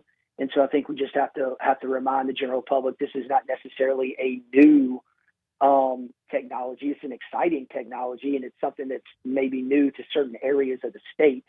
And so I think once the public understands the economic impact, the safety behind it, that it's not necessarily something new, then it's something that and what it can do for their area. Like I said, I mean, the jobs and the benefits and the economic impact, it's something that the public will want to embrace. And then we marry that with good regulatory rules and regulations, and we get that in order as well. And again, we're going to be unstoppable, but we have to do it quickly. He is Will Green, President, CEO of the Louisiana Association of Business and Industry. This is one we're going to stay dialed in on for as long as it's humanly possible, or until we get the green light to start moving again. Will, I always appreciate the time, man. We'll talk to you soon. Thanks, Brian. Thank you. Coming up on 750 at Talk 107.3 FM, WBRP. Give me a quick second to tell you about the folks at Landmark Bank. LandmarkBankLA.com is the website. Landmark Bank, founded in 1897 as a community bank. Here in 2025, they remain true to that mission, a community bank. Don't just think of like some multinational, huge name. No, think of your neighbors. Think of the people that you see in the grocery store. Think of the people that you see out at the ballpark. That's what you get with Landmark Bank. You get a banker, someone whose name you know, whose face you know, someone whose hand you could shake, someone who can help you get where you want to be personally or in business. Check them out online, landmarkbankla.com. Here's your money now. All right, Debbie, let me answer your question again, because it doesn't. I'm starting to feel like it doesn't matter how many times it's answered. It's going to be the same question: why under a lake? Doesn't matter if there's a lake there or not. The lake is 10 feet deep. This is being put a mile under the ground. The geological makeup of what goes on a mile under the ground does not allow carbon to come back up again. There's pressure once you're down there, just like it is in the ocean, okay? Remember when the rich people wanted to go see the Titanic and they went down in that Dr. Pepper can and it imploded? That level of pressure is what holds things underground. The carbon will be held underground by the pressure. You have pressure under not just the water, but everything beneath the water as well. Lake Maurepas, 10 feet deep. 1 mile is more, a lot more. So it doesn't matter that there's a lake there. It just doesn't. All that matters is when you have a lake, someone can start saying, here's the reason you need to be afraid. That you're going to change the pH balance of the lake, that you're going to lose your oxygen levels in the lake. It just isn't so. The CO2 has about as much chance of coming back out again as would lead weights.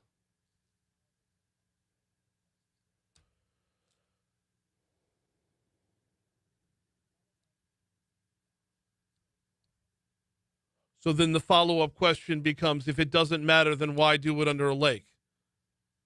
Because it doesn't matter.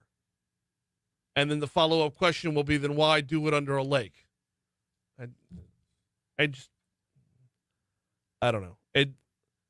When you get a mile under the ground, and this is actually a little bit more than a mile, when you get a mile under the ground, there is zero effect on bubbling back up again.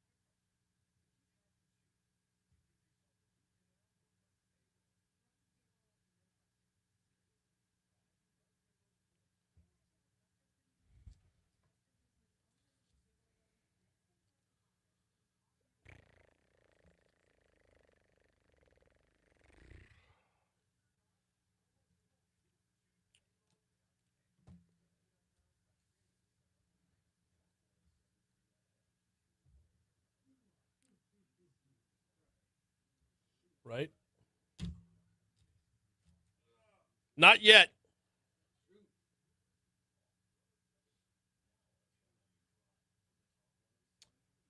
Oh. Are you on TikTok?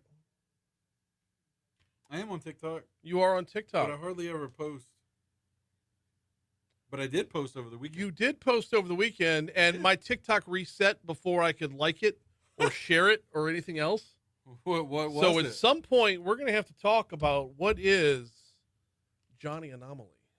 Oh, that's a stage name. I do spoken word. Yeah? Yeah. So all right. Many different. If you don't want to share, No. I understand. It's private lives are private lives, but like. No, but like Matt from the chat follows me. Okay. He sees me post. It's two individual things. Yeah. There's John, there's JP, there's Johnny Anomaly. I know. It's weird. We're only paying one of you, though, right? Right. But it's a weird thing. But yes. Yeah, that's a. Yeah. Like JP doesn't do spoken word. Johnny Anomaly does spoken word. It's kind of weird. Understood. But that's, yeah. Understood.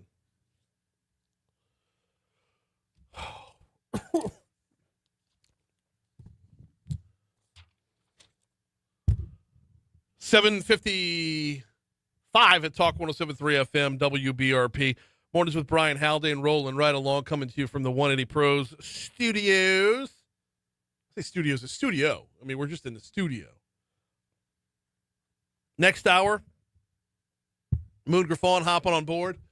Man, I tell you what, the carbon capture thing, I would love to talk carbon capture and sequestration with Moon. But we got a special session coming up this week. That's probably what's going to lead, right? He's going to want to talk about LSU, TT in the bed against Vandy, and then we're probably going to talk about the upcoming special session.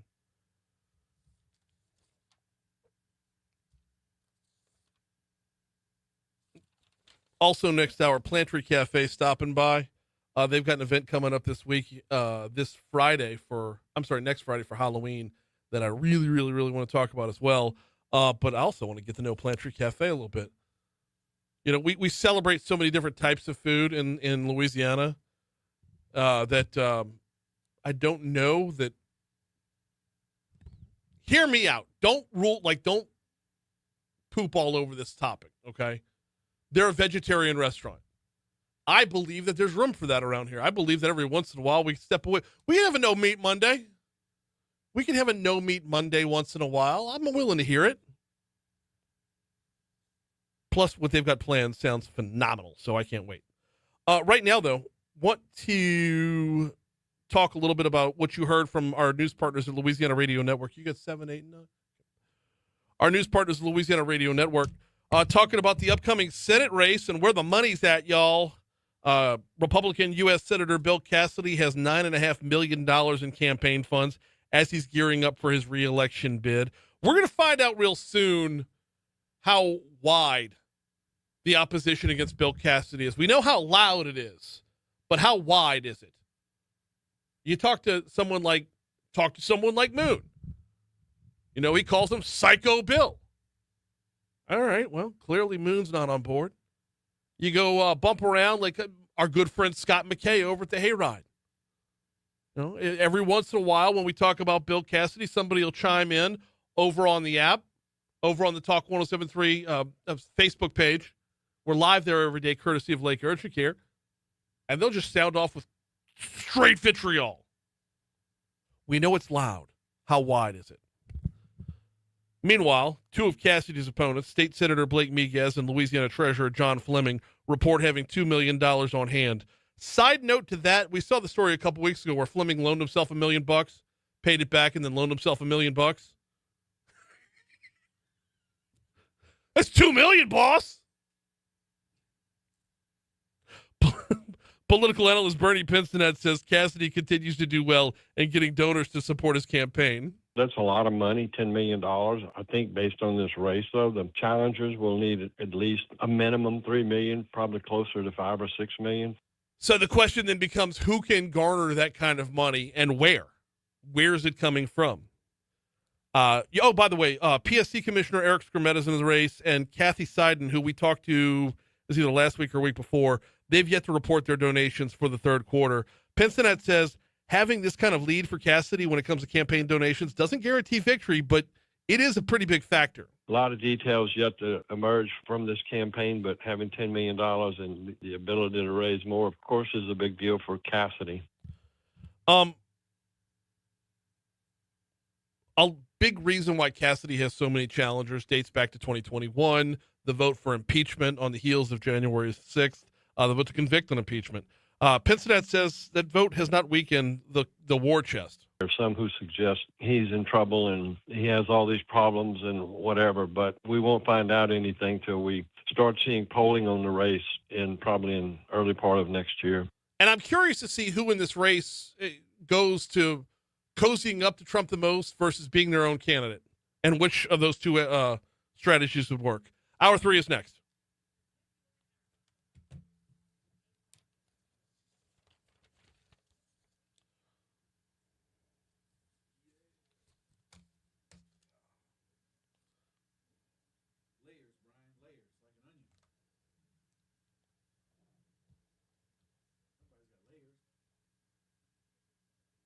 No, you are only judged.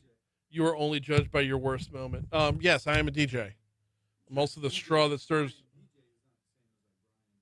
No, you know how much I would love to just hop on here and just DJ for 3 hours.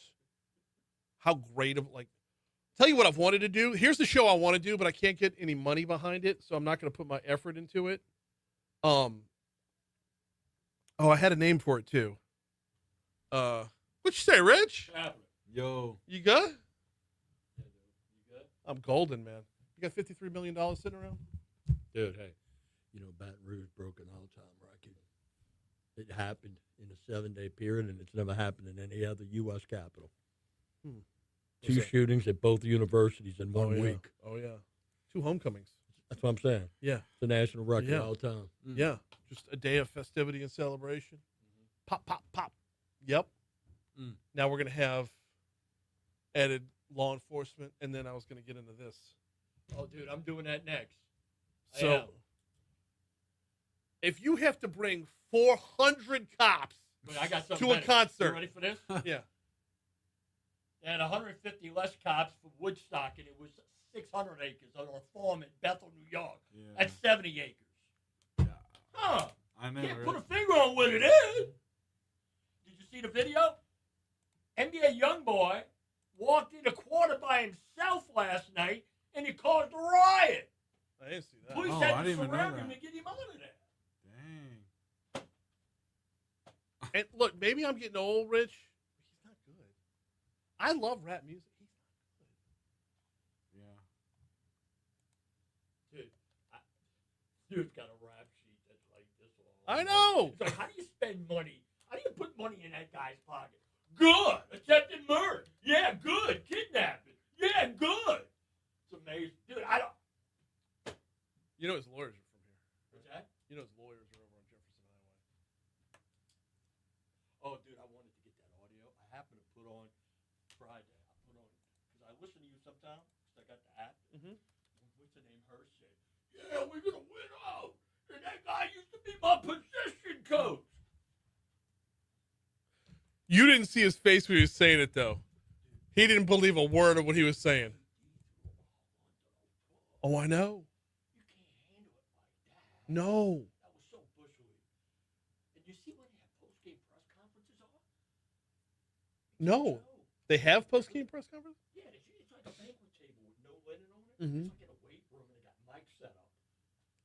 It's so bush league.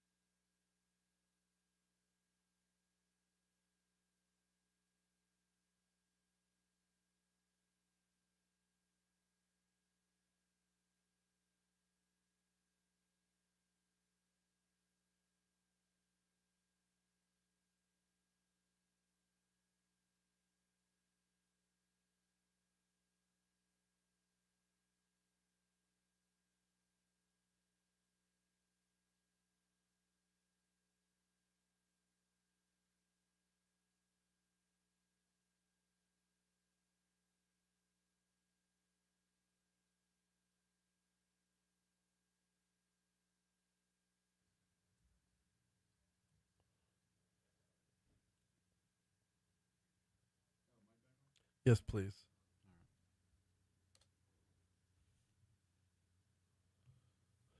Did he already have that? Was he being sarcastic? I can't tell. He. There's no way he didn't. I'm just wondering. Oh. Cool story about that.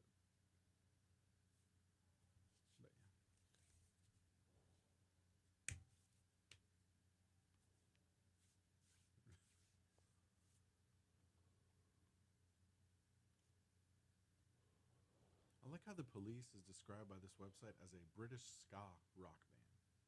Definitely not Ska? ska. That's what I'm saying. Why would they be described as ska? No, I don't know if they'd fit the category. If they threw in a trumpet every now and then,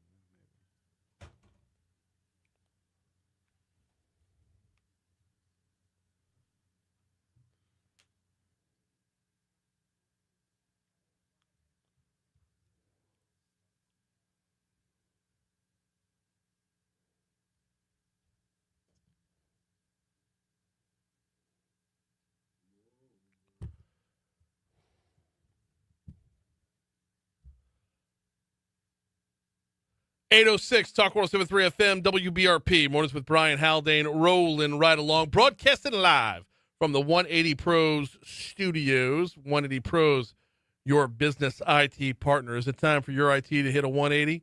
Visit 180pros.com. Hour 3 of Mornings with Brian Haldane coming your way right now. Brian here with you, JP producing. 54 degrees in downtown Baton Rouge. On the way up to 84 before it's all said and done. By the way, I'm scrolling through this week. We're not going to see 90 at all this week. In fact, mid-80s, low 80s are going to be your highs throughout the week. So I don't know if it's fake fall or if it's really here. I just know that I take every ounce of it that I can get. Busy hour this hour. We talk everything under the sun with Moon at 8:15, and we're going to have what we're going to call a no-meat Monday at 8:35. Plantry Cafe stopping by. They got a big Halloween event that they're prepping, and I wanted to share it with you. So that's all coming up later on. Right now, we start hour 3 with This Day in History.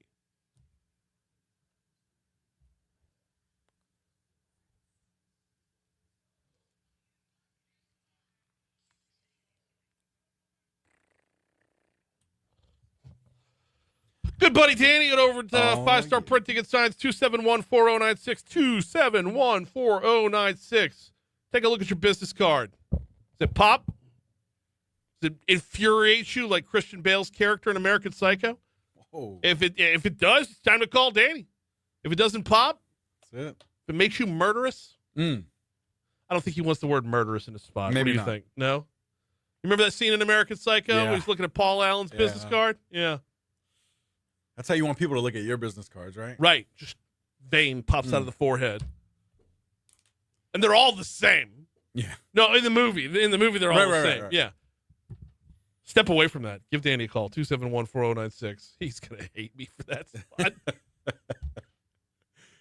Yeah. Oh, You said Psycho? Right. Oh, man. Get me out of here, man. What happened? 1803, let's start there. U.S. Senate ratifies the Louisiana Purchase. Okay. So, yep. There we go. That happened. Yeah. Fast forwarding all the way to 1955. All right. The Return of the King. The third and final volume of The Lord of the Rings by J.R.R. Tolkien. No is king! published. I know. No king. The trigger JP. word today. I don't want to trigger anybody, but the Return Cancel of the Elvis King. music. No more basketball in Sacramento. There's I no know. kings, boss. It's tough. It's tough out here. Let's see. Where's it at? Oh, 1975. The Supreme Court rules teachers can spank their pupils after a warning. What? So there it began, I guess, you know. You ever got paddled in school? I did. I caught the paddle. Yeah. That's where, yeah. It's, oof. Well, it began in 1975. I don't think you can do that now. I don't think kids can get spanked anymore. You don't think they get spanked? I don't think so, right? I don't know. I don't know. That's yeah. Oof. But look, were you in public school? Yes. Okay. Yeah. Yeah. That's Catholic school. Was it worse or was it? I didn't go to Catholic school till high school. Oh, okay. Kindergarten, I went to Our Lady of the Lake in Mandeville. Okay. Then I went to Mandeville Elementary, Middle, and Junior High before going to St. Paul's. So got you. The paddle was prevalent. So no paddle at Mandeville Middle. Oh, no, it was. Oh, yeah. Little Brian Haldane caught the paddle. Yeah. Oof. It's tough, man. The reputation of the paddle at Mandeville Junior High was much bigger than the paddle itself. Oof. That's it. Stories were told. Stories were told about holes were drilled into it to reduce drag. That's right. Yeah. Yeah. Yeah. Metal studs put around the outside just for further impact. Okay. Okay. Wait. Nobody messed with Principal Sylvester. That's it, man. That's it. This day, 1976, the George Prince ferry disaster. 70 die when Norwegian tanker SS Frosta collides with the George Prince ferry on the Mississippi River in Louisiana. Yeah, the Luling ferry disaster. Yep, that's what that was. That's what Condon came and handed me earlier. Oh, he did? Yeah. Oh, okay. I didn't even know 96 passengers, 78 of them died. Wow. The deadliest ferry disaster in U.S. history. Oof. Which, I mean, look, that Mississippi River is deadly. Make no bones about it. Wow. And that happened on this day in 1976. I got let's see. It was struck by a Norwegian tanker SS Frosta, which was traveling upriver. The collision occurred at milepost 120.8 above head of passes, less than 3/4 of a mile from the construction site of the bridge, which would replace the ferry 7 years later. Ooh. So where the Luling Bridge went in. Wow. Yeah. Keeping it with disaster, that following year, members of Leonard Skinner, along with their manager, the plane crashed. Plane crash, yeah, on their way to LSU, actually. They were heading to LSU. Yeah. Insane. Visited that Memorial Center, the Memorial area, and really quick story. We're visiting the area with my dad on the way back from Jackson, Mississippi, and there was a guy there who apparently, we asked if he was around the area when the crash happened. He said he was on the plane. He was actually Gene Odom. He was the security guard for Leonard Skinner, survived the plane crash. Wow. Yeah, insane story. But did our research, and he's produced a few documentaries on the incident. So yeah, it's insane. Did you have the nuptials on this day in 1968? Former First Lady Jacqueline Kennedy married Aristotle Onassis today in 1968. Did not have that. Yep, and then that was the only other one I had. All right. Anything else on this day? No. All right. Moving on to birthdays. Yeah. Snoop, D-O-double-G. Snoop Dogg. Snoop Dogg today. All right. Kamala Harris as well today. Okay. NBA Youngboy today. It's his birthday today? It's his birthday today. I got a story about NBA Youngboy that I'm tempted to talk about, but I also know I'm going to totally get myself in trouble if I do. Our news partners over at WBRZ have the headline, more than 400 officers are part of heightened security ahead of New Orleans' NBA Youngboy concert. If you have to have 400 officers at a concert, why have the concert? I mean, if that's what it takes to 400 officers? Oh. Is it worth it, though? That's what I'm saying. It's not. Is the music that good? It's not. Can anyone just name one NBA Youngboy? A lot of people can. They I'm not can? a fan. Yeah. Guess I'm not. No, we're getting old. That's what happens. Dang it. Other birthdays today. What you got? John Krasinski. Okay. Tom Petty as well. Yep. Let's see. I know I had one more for you, but how about Dracula? Dracula. Okay. Bela Lugosi. Okay. Yeah. Yep. It's good. Also, born on this day in 1931, the Mickey Mantle. All right. Yep. As far as deaths go today, Herbert Hoover, as well as Burt Lancaster. Yep. And let's see, as far as national days go today, it's World Osteoporosis Day. What about National Day of Writing? Get out there, write something. Sure. We can do that. We'll call it Day? that one. Yeah. No. 813 Talk 107.3 FM WBRP. We got Moon on the back end of the break. Before we take the break, though, remind you about Supply Chain BR. Supply Chain BR coming up on October 28th. This year's theme, one day to power your logistics strategy. This is the fifth time Supply Chain has come to Baton Rouge, or the Supply Chain Conference has come to Baton Rouge. It's going to be over at the Crown Plaza Executive Center. Tickets are available via Eventbrite. Just search up Supply Chain Baton Rouge on Eventbrite to get it done. It runs from 8 a.m. to 3 p.m. Breakfast and lunch are both included. After party at Tio Javi's for a little networking going on. Look, Baton Rouge keeps America moving, and this fall, Supply Chain Baton Rouge celebrates 5 years strong as the region's premier gathering for logistics, manufacturing, and supply chain innovation. If supply chain is anywhere in your job description, if logistics is anywhere in your job description, hit up Eventbrite, search up Supply Chain Baton Rouge, get your tickets now. There's a number of really, really great speakers, breakout sessions, and like we said, the latest innovation in the ever-changing world of logistics and supply chain, with a whole lot of networking to boot. Supply Chain BR over there on Eventbrite. Quick break, coming back with Moon next.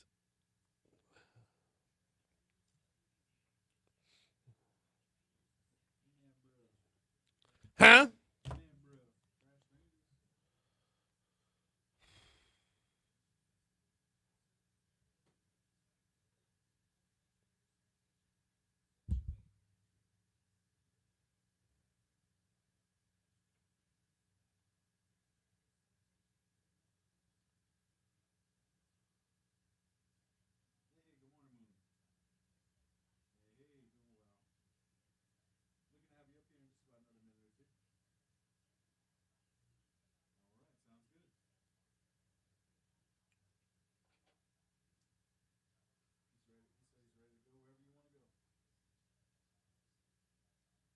Okay.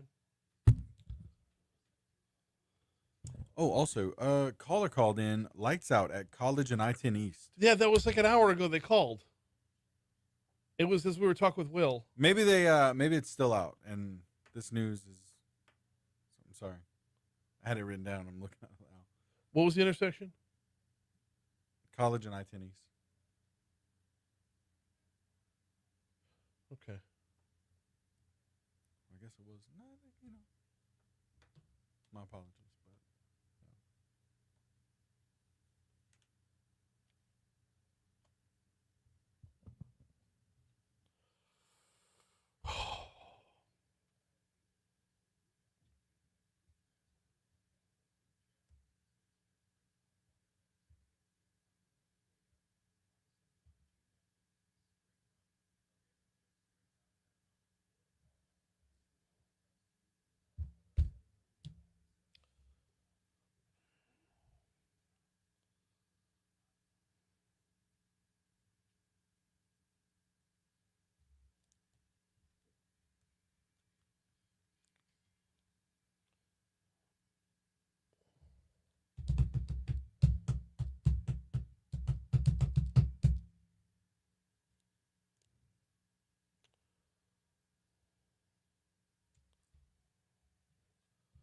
817 Talk 107.3 FM WBRP mornings with Brian Haldane rolling right along.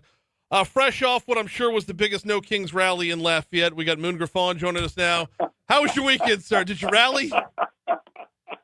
No, I didn't rally. I just, after Saturday's depression, the Tigers get beat early in the morning, kind of went downhill after that. I didn't expect the Saints win on Sunday, but no, I saw a lot, it looked like buffoon day at the Kings rally. I mean, people dressing up to some weirdest, craziest crap I've ever seen. It was interesting, to say the least. Here's the thing, though, Moon, you got to hand it to them. They're successful.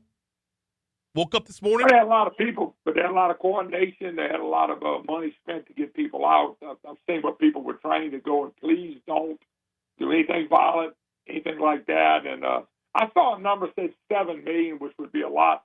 The president got 77 million votes, so it's kind of funny to watch the Democrats of all people act like No Kings rally, and that's just exactly what they would like to see set up. So it's kind of opposite. They're doing what they're accusing us of doing what they really are doing. So that was a lot of people. I'm not going to argue with that at all. Now, well, so we had someone commenting in the group chat over there on our Facebook Live feed about he said it was refreshing to not see a rally with "Don't Tread on Me" flags. And I'm like, really? When you think about it, that's two people arguing for the same thing from different sides of the coin. "Don't Tread on Me" was a message to the King of England.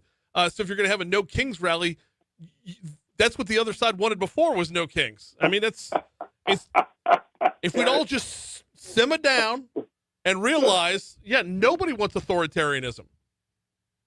I know one thing: people are better off if they live in a country like us than a lot of these other countries that are out there. That's a fact. That's why people are trying to get here. The other thing, Brian, the disappointment with LSU was amazing. I took time yesterday to watch a lot of podcasts and people what they were saying, and as bad as people think it is right now, and I think what happens is, and this happens with all of us, you set expectations really high and don't reach it, or no, don't look like you're gonna reach it, and then panic sets in. That's why I always tell people, be careful with expectations. Remember, I told you, and I talked to Moscone about this the other day. He was on the program with me, and I was humbled that he came by. I know Matt been knowing him a while. I said, y'all got to explain to me what an elite defense looks like. And that's what I've been saying for a while. I don't see what they were talking about. When I think of elite defense, and Brian, you go back, you're old enough to know, and the LSU teams and Alabama teams and even Georgia a few years ago. Not now, a few years ago, they shut people down. I remember LSU beating Alabama, going to Alabama 9-6 with 5 field goals. That was elite defense. It's just different now. But Moscone did a good job of explaining. He said, well, we're going to have a bunch of them get drafted. I get that. But a defense is a team thing, and I just never saw it as elite. But they are good enough to win all their games. They are that. I agree with that. The offense just kind of struggles pretty bad. So being good enough to win all the games kind of makes it that much more disappointing when you don't, though. Because, we were talking with JP during a break earlier, this team could legitimately still run the table. I will not be surprised if Texas A&M rolls into Tiger Stadium on Saturday and LSU walks out with the win. That won't surprise me at all.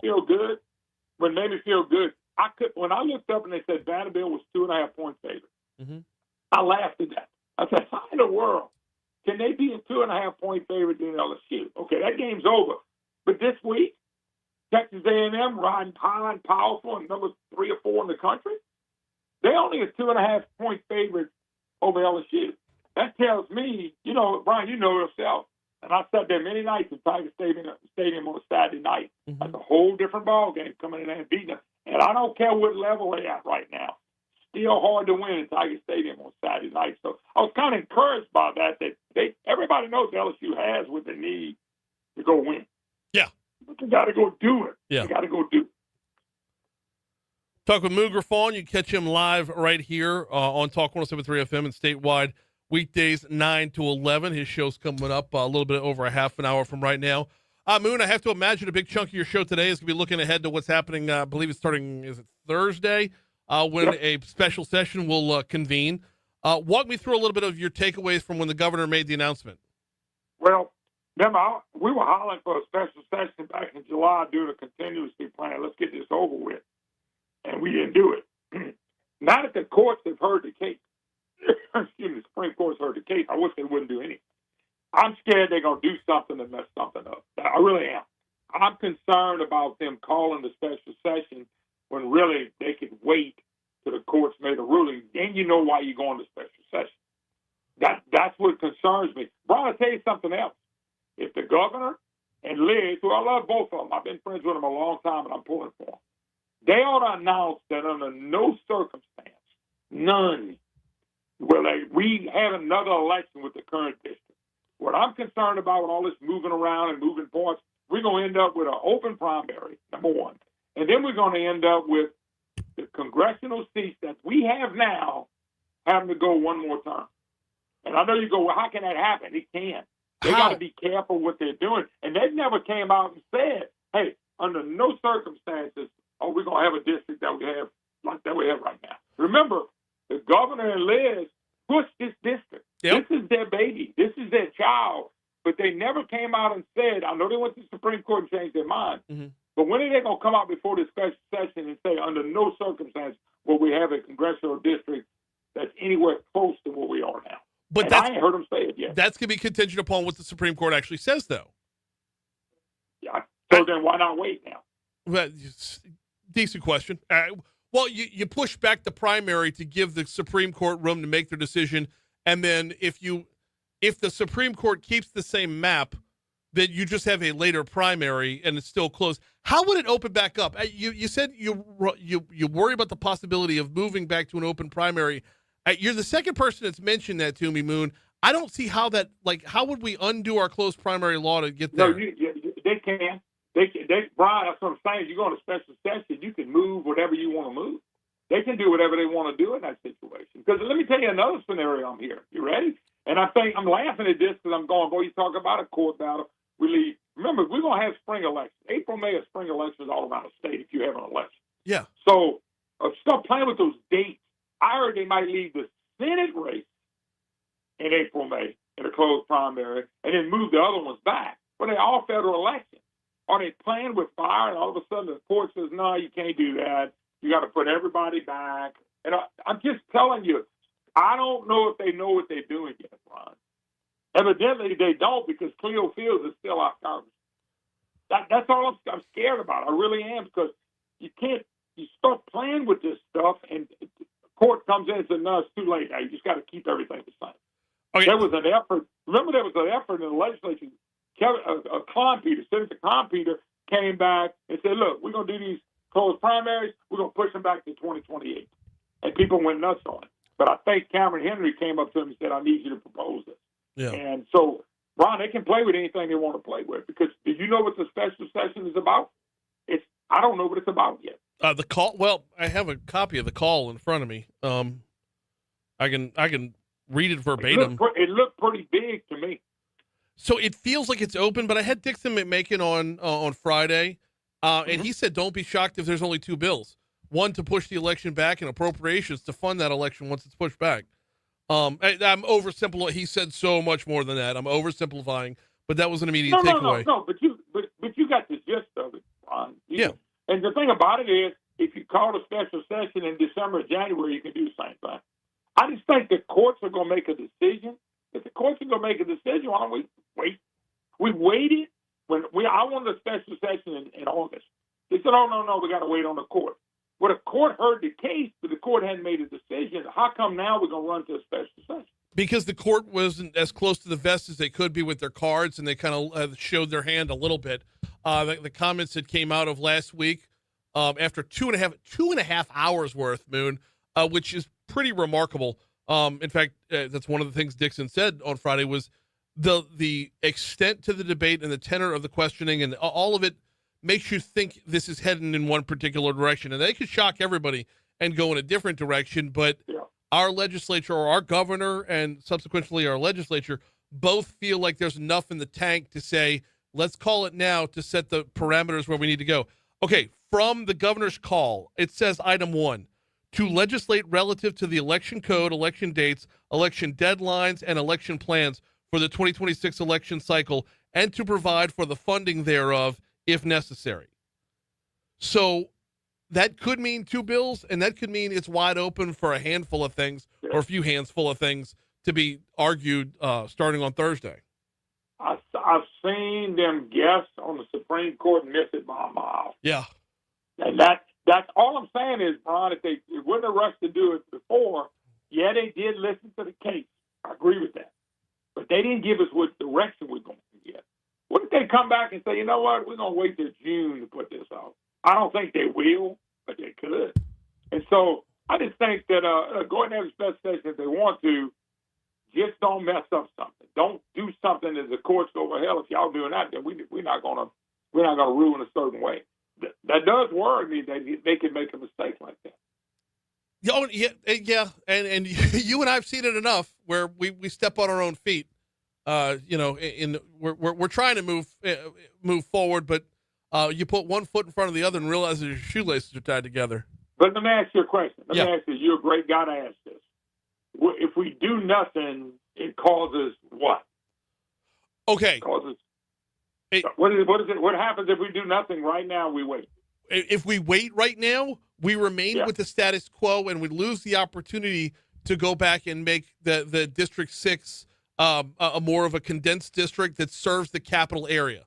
I mean if we just do nothing until the court releases their decision.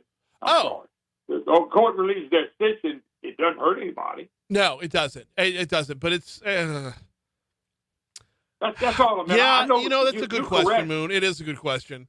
What I'm saying is, you're correct. If we do nothing, and Cleo Fields is going to be there, but let me just tell you, a little birdie whispered in my ear, we may have to let Cleo run one more term in the same district.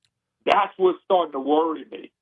And if that sets up, and we don't do anything, and it's why I just said, I want to hear the governor and Liz come out and say under no circumstances are we going to have the same vote in the same district in 2026 when we vote.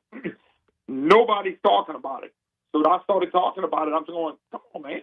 Y'all just say we're not going to have this district. Don't worry about that. Right. Nobody said a word, Brian. Not one word. No, but I don't think anybody's willing to put a guarantee on any of this right now. It's all speculative at best. In the meanwhile, you're coming up half an hour from right now. Listen, it's being here in the capital area and knowing that the capital of Louisiana doesn't have a congressional district that belongs to it. It's frustrating, man. It is. We have to share a congressional district with Alexandria, with Natchitoches, with Shreveport. We're the capital, for crying out loud. And we get no love on that front. You know how I am, and you the same way. This district should have never been created. Never, ever, ever. But nobody's coming out saying we're going to get rid of this district. Right. And that's what I want somebody to tell me before we start all this special session. And that's another part of the equation that I don't think we're going to have time to talk about, is that if the Supreme Court does allow us to write another map that puts the capital region back into play here, the question has to be asked, then why did we go through this stupid exercise to begin with? And the answer is politics. Mm-hmm. It's some bad politics behind the scenes. That's what I'll tell you. All right, you got a show coming up in half an hour, man. Let me let you run. We'll get back after it real soon. We'll talk to you soon, man. All right, Brian. God bless. Thanks, buddy. You do the same. We blew right past ABC News. I don't care. Except, no, I do care because the Louvre. The jewel heist at the Louvre. That's the only national or international story I'm interested in right now. All right, local news, traffic, weather. Plantry Cafe's up next. Oh, holy hell, I'm sore. Yep. I have a second gym membership now. Because we have the free membership to the, we have a membership to the Y as part of our employment. And then there's days where I can't get all the way over to the Y because they closed the Y that's closest to my house. So I went and joined Club 4 Fitness. And I'm loving it. I think so.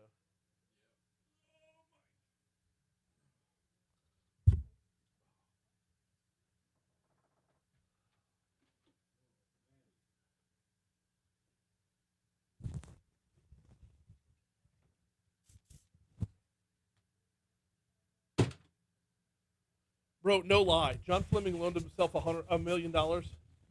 He loaned $1 million for his personal finances to his campaign.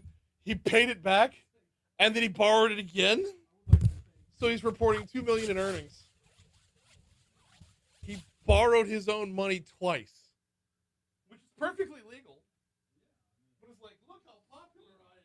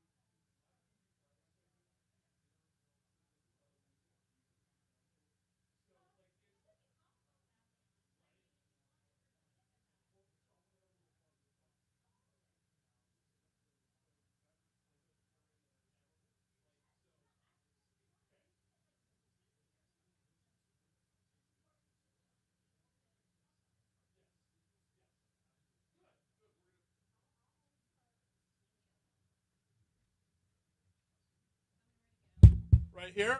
You're right here. I'm right here.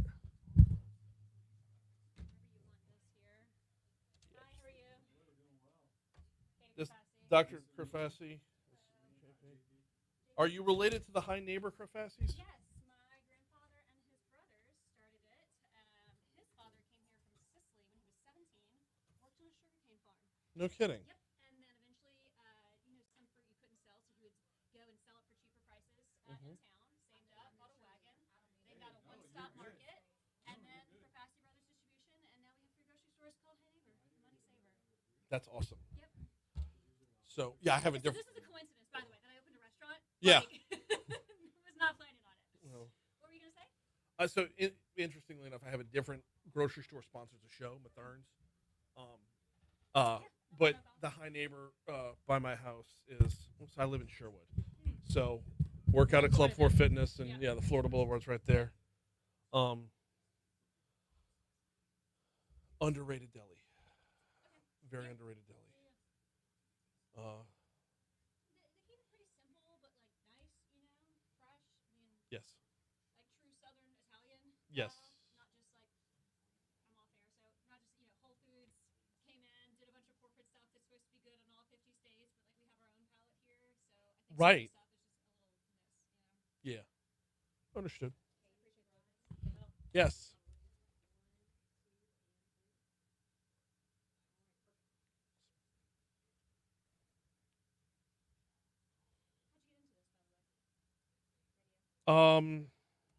Wow, that's a long story. Okay. Well, it dates back to high school, honestly. Yeah, knew what I wanted to do at 16 years old. So, went to LSU in 2 different stints. Did not major in broadcast journalism at all. I majored in economics. Okay. Worked at a hotel until I was 27 years old, and then one day my wife was like, "Okay, you don't want to be at the hotel. You want to be so." She could see from the outside. Right. Well, yeah. You weren't, Yeah, and she's like, we're gonna be having kids soon, so she literally said it's time to shit or go. So kicked my ass, and yeah, I've been in radio since '04 now. So, yep.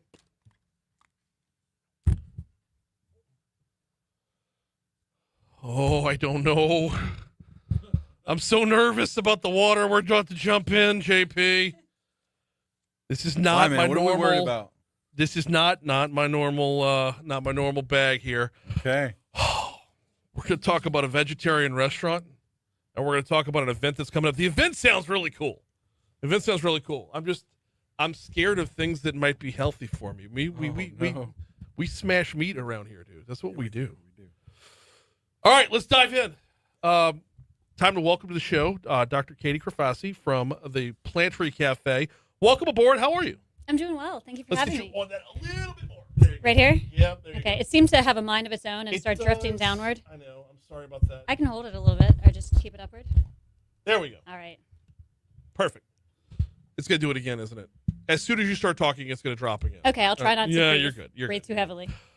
Welcome to the show. How are you? I'm doing very well. Thank you for having me. Glad to have you on here. Tell me about the Plantry Cafe. How did it come to be? What do y'all do?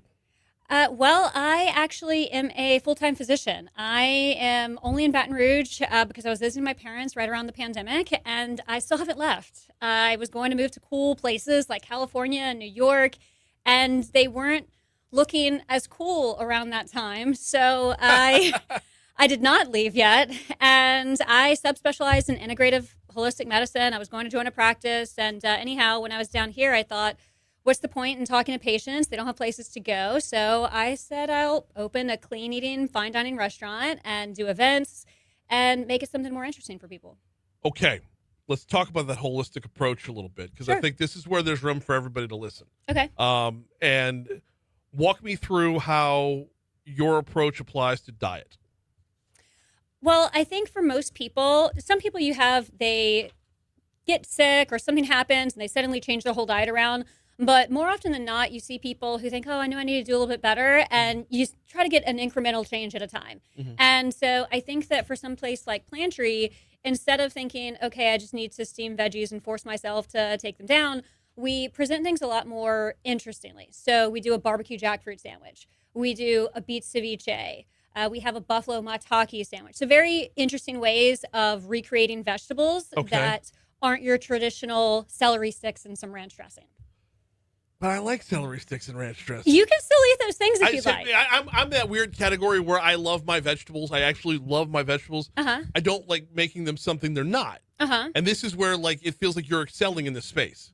Well, I think there's a difference between the imitation chickens and the imitation meats where you're not actually taking vegetables to create something. You're taking some sort of lab hybrid and then calling it something it's not. And I'm not Yes. here to do that. Okay. So this isn't imitation insert anything. This is how do you make a carrot dog? Something fun, right? A carrot dog? Oh, yes. Yes. Actually, my neighbor who works next to me in a golf shop, he sent it to me as a joke. And I said, oh, no, hold on. I'm going to do this.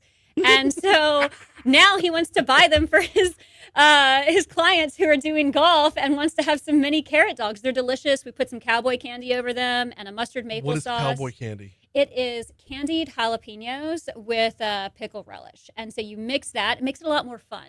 Okay. Yes.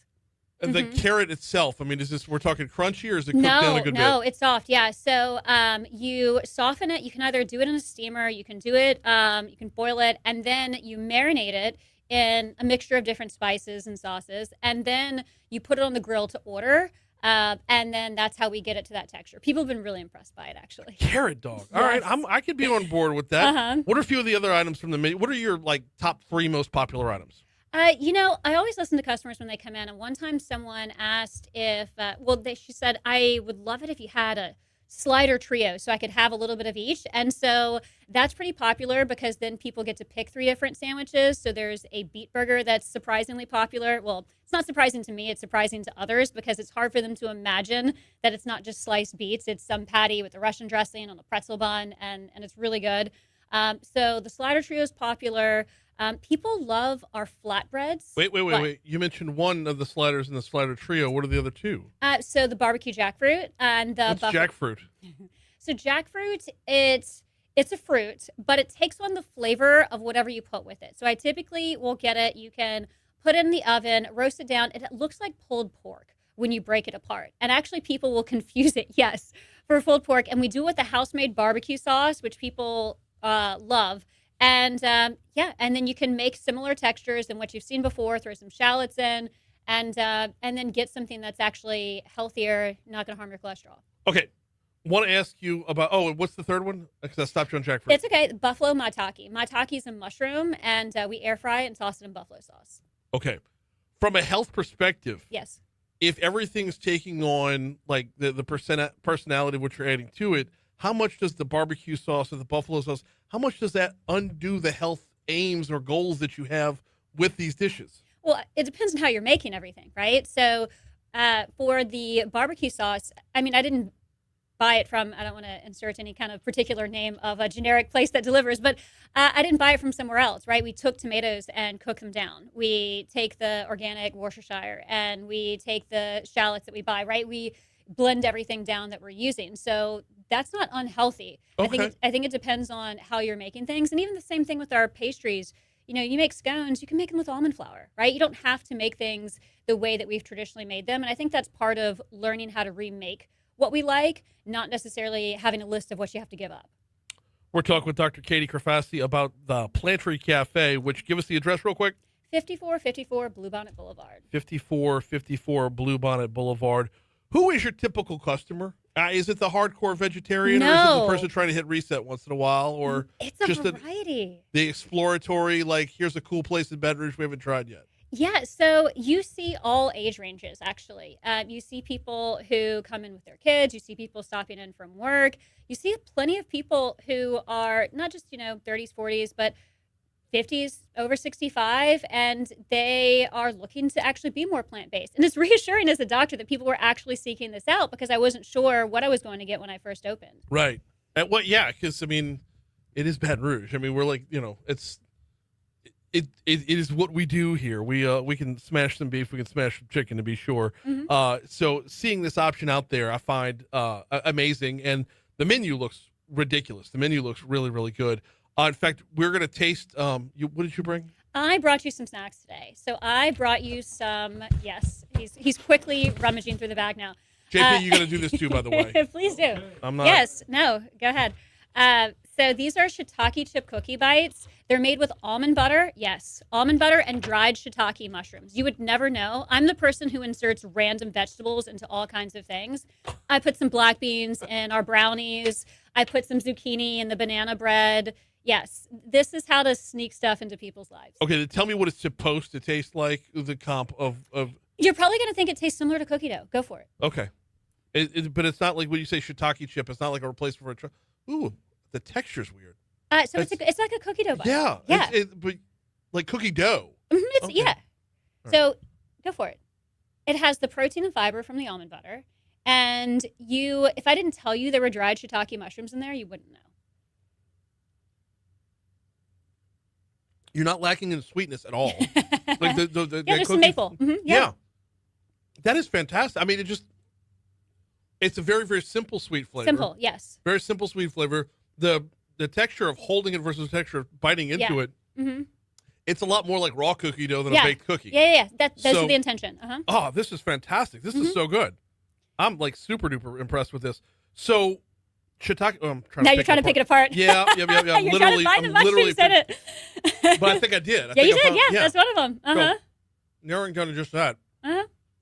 It's all about knowing how to blend things together. And then mushrooms are super healthy. And Yes. I actually buy these from a farm called West Dome Nursery. So I try to support some of the local farms whenever I can. And these are easy snacks that kids will eat these. You bring them to parties as little hors d'oeuvre style party poppers. And it's just about smarter snacking.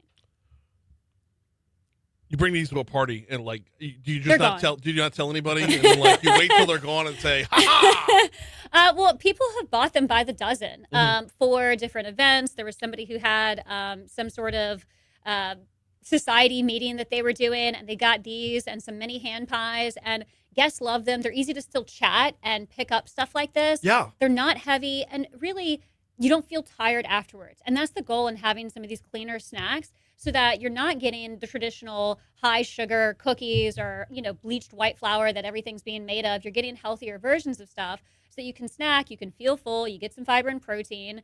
And that's how you slowly make incremental changes. JP, come try one. Come try. Seriously. Yeah. Yeah. You're not doing anything right now. You want me to Our pass these mics over? are where they need to be. You're good. Help yourself. So back to the texture of it, though. You're welcome. It feels like it's dense. Oh, yes. It's dense, so you would assume it's heavy, but once you eat it, it's not. No, you feel fine. It's fantastic. All right. I'm keeping one eye on the clock. Y'all Okay. have an event coming up that We we need to do. talk about. Okay. So go. We are doing a Halloween candlelight quartet. I love tailgating. I think it's fun. I understand that we're a college town. I also think there are a lot of culturally sophisticated events and companies that we have in town that aren't getting the site that they need. And I think the days of sitting at home, looking at stuff at home, not really going out as much, are affecting these companies. And I heard about a theater that closed down, and I want to instead bring people new looks. So for this Halloween quartet, I'm using the original Magnolia Quartet, which is a private group, and it's going to be a cellist, a violinist, two violinists actually, and a pianist. The violinist will be mobile, so they'll be able to walk around the restaurant and play to you. There'll be a wine dinner, so it'll be 3 courses out, paired with the wines. It's a Phantom of the Opera theme, and it's such a nice way to enjoy the symphony, but not have to go into a parking lot, sit, have too long of a showing. You can't eat anything. Right. And so I think this will be a really nice experience for people, and I want to do a lot more of that. So is this the first one? It is. Very, very cool stuff. Coming up on Halloween. Where do folks get their tickets? They can go to plantrycafe.com. If you go into reservations, you'll see any of our upcoming events. So we have afternoon tea parties. I'm doing a Bubbles and Troubles one, actually, right before Halloween. Very nice. It's going to be fun. And then anything that we have on there, just plantrycafe.com, reservations, and then we'll have lots of offers that come up. So there'll be more like this. But, yes, it's the first of plenty. What are the 3 courses? Do we know? Is it set? Is the menu set? Yes. So I printed one out for you for reference, but it's also on the reservation link. It is going to be opening with a rose tortet. So I am making them with fine sliced beets, butternut squash, and sweet potatoes, and you make them into rose-looking flowers, and then you put them in a tortet with a cashew cream cheese that we herb in-house. And then we have a butternut squash that will be stuffed. And then for dessert, we have poached pear and a black opera cake. Cashew cream cheese sounds like it should be sold like on its own. Yes. That sounds amazing. People actually, we have a cheese board of a varietal that we do, and people are always very impressed with it. And so I am going to have those in our merchandiser up front, because meal plans are coming. And so 'cause people have been asking me about that. But I want to have my own grab and go, because this isn't the same as a grocery store. You're not going to go in the grocery store, because people come in and they ask me, oh, where can I find this jackfruit? And I said, look, I don't mean to disappoint. You're not going to pick this off the shelf and have it be the same. Let me help you. We'll start to do some other stuff. Very cool stuff. Okay, so Phantom of the Opera inspired dinner, Phantom of the Opera inspired concert. Yes. Coming up on Halloween night. Visit Plantry Cafe's website to get your tickets. She's Dr. Katie Crifasi. Thank you for having a little fun with me. Of course. On just opening up a whole new world. Yes. It is good for us. Look, we have Dr. Mike Strain on once a month. Okay. Our ag commissioner. And he is all about making sure everything is Louisiana-based, Louisiana certified. If you're pulling things out of Louisiana's ground, it's going to be better for you. Right. So that's the overriding theme here. Dr. Crifasi, thank you so much. Thank you. We are coming up on 8:51 at Talk 107.3 FM, WBRP. Before we take our break, got our last break of the show, we will come back, close it out with the outside in. Before we do that, though, I want to remind you, you heard it last Friday, you hear it every Friday, right here on Talk 107.3 FM. We are your new home for Ken Trahan's Original. Ken Trahan's Original High School Prep Football Report. 6 to 11 p.m. on Friday nights. That is a 5-hour-long show, and it is rapid fire, y'all. 5 solid hours of scores, of updates, of every high school football game going on around the state. Ken Trahan's Original. It's right here on Talk 107.3 FM. All right, when we come back from, take a quick break, we'll check traffic. When we come back, we step outside of East Baton Rouge Parish for the outside in next. All right. That's freaking awesome. Thank you. That is amazing. Incredible. Yeah. So, great job. Yes, That absolutely. was And that's not cookie dough. Perfect. That is amazing. Oh, I know. That is amazing. That's one of my favorite things. And the flatbread that They're they really have on good. the menu right now, Yeah. phenomenal. It's wonderful for date night. I also love it because as a single lady coming to Halloween, they have these great community tables. The interior is wonderful, so it's like I don't feel weird about Going by yourself. Going Yeah. by myself. I can just bust up into Plantry and be like, I'm here. Okay, there's a place for me to sit and meet people. Yeah. But no, I mean, people, I think you would never know if I only explained it to you. And that's the thing. When people hear, if I had stayed here my whole life, I would have never been in big cities and seen stuff like this. And so if you're not exposed to it, you can't imagine somebody doing something else that you're really going to like. You just think, oh, I don't know, but I eat this. Maybe that's not for me, especially if you've had a bad experience somewhere. Right. One thing at a time, though. We do lunch right now, Wednesday through Friday. I'm about to change up some stuff because I want to do more tea parties, start a brunch, do an all-day Friday, and really just gear up on my meal plans. I feel like that's the special event is the hook to Yeah. get them back. Exactly. You use the special event to say, Here's what we we're can doing. do. Right. Yeah. Which, especially with something that, if Baton Rouge isn't used to it, Right. That's how to get adaptation. Exactly. So, very good stuff. Yeah. By the way, Thanks. Dave Rapolo Yeah. says, treat my girl right. Aw. She's a Rapolo fan. Dave, thank you for that. How do you know it was on? He heard me? You what? He- I assume so. Okay. He's usually listening, stealing my shit to put on the Saturday. Not really. I steal from him more than he steals from me. Well, this was fun. Very I'm glad much I got so. to sneak in on your show. Of course. Absolutely. Yeah, let me know if there's anything else you ever want to do together. I'd be glad to talk about health stuff or whatnot. And, Yes. you keep me posted. Well, so I got to walk a fine. So everything's sponsored, right? Oh, yeah, sure. So Our Lady of the Lake is a sponsor of the show as well. Okay. So, yeah, I got to kind of tiptoe for guests and whatnot. To Yeah, make no, sure I get I'm not that. Stepping on things. Okay, So, well, keep me in the restaurant zone, and so it won't be like you stole another doctor. Exactly. I just happen to be a doctor. Exactly. That is the way to roll. I So get it. thank you very Hey, much. Likewise. Thanks. All right, until next time, eat the rest of those. You look away, he might take the rest. Bro, how did you like it? Oh, I loved it. Cool, right? Loved it. Yeah. No, tons of stuff like that. So, all right. Well, thanks for having us. Of course, appreciate it. Thanks, Nancy. You got all my stuff. I got all your stuff. All right, we're gonna head out. Wonderful. Bye, y'all. You too. Oh, thank you.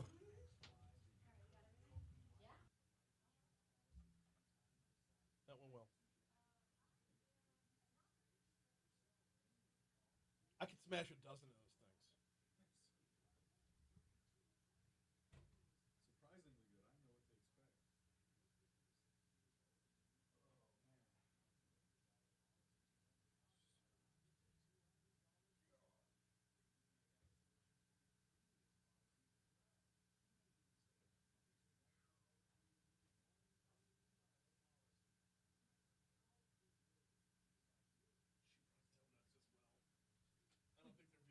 I don't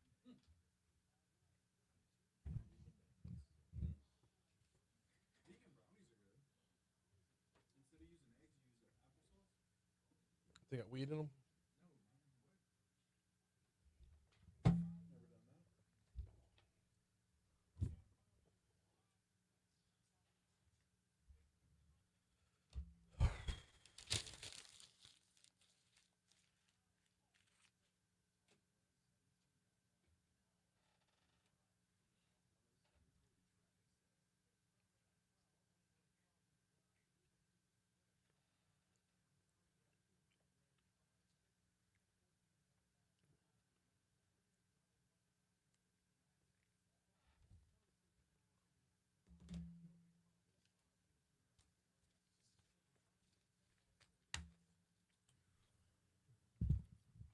Well, Byron, that's a really fascinating fact. Humans are genetically more closely related to mushrooms than plants. Ever wonder why they taste meaty? They do taste meaty. I love mushrooms. Yeah, mushroom like raw mushrooms on a pizza too. Mm.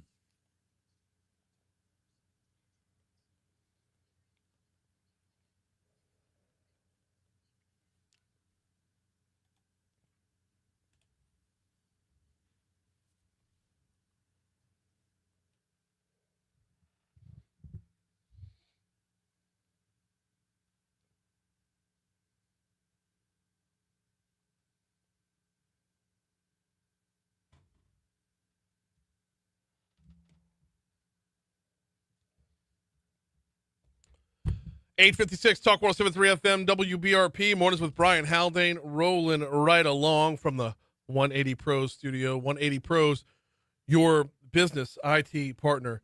JP, how'd you like it? It was fantastic. If I she can't didn't say there was believe it's not- shiitake mushroom in it, I would never known. No, I I wouldn't thought that have. was raw cookie dough. Yeah. And the Seriously. sweetness level of it, she said came from maple, which doesn't taste like syrup, but like it's so on point. So that's the thing, though. Like she's kind of the crack dealer right there, right? That level of sweet right there. I probably should have said this while she was still here, because like that level of sweet right there, that'll draw you in. Oh, that'll draw me in. I had very, to very confirm quickly. to make sure it wasn't cookie dough. I mean, it's really good. Yeah, Really very, good. very good stuff. Wow. Curious about the rest of the menu. That beet ceviche sounds so good. I'm a beet guy. You a beet guy? Yeah, no. Beets are good for the heart, man. Good They for are good. circulation. They are good. It depends. You know what? I said I'm not a beet guy, but we had a meeting one time, and there were sandwiches provided, and there were beets on it. Yeah. I'm like, oh, I didn't know I was a beet guy. Yeah. Until I, had it on a sandwich. Underrated. Like that. Underrated. All right, we got to do the outside in just a minute. Got to remind you though, flybtr.com, our Baton Rouge Airport's website. Sorry, I just smashed down that last cookie. I need to not eat on the air. I'm hopping on flybtr.com, booking my flight for Washington Mardi Gras. That direct flight that leaves out of Baton Rouge at 7 o'clock in the morning, 7-ish, 7:15. Comes back home the same evening. Well, obviously I'm not coming home the same evening, but I will be taking advantage of the convenience of flying out of Baton Rouge. Flybtr.com gets you to our nation's capital with a direct flight, no stopovers or anything like that. You go right to Reagan National, which when you look at Washington, D.C., Reagan National is in the thick of it, right? A lot closer than DFW, certainly closer than Baltimore. When you're looking at your flights, take into account the whole experience. Baton Rouge Metro Airport, phenomenal customer service experience. And with the direct flights that keep getting added, it becomes that much more convenient as well. Flybtr.com. All right, the outside in. Let's go.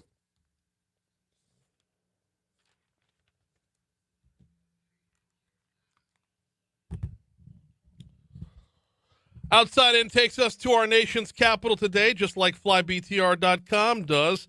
LSU head coach Jay Johnson taking the baseball Tigers to be celebrated at the White House. I remember growing up being a kid, a 49ers fan and a Lakers fan, and that was the thing. They win the Super Bowl, and you see Joe Montana at the White House and Magic Johnson, and so it's pretty awesome. I always remember like the post-game phone call from the 80s and whatnot. They'd call the locker room. And the White House visit is the cherry on top, to be sure.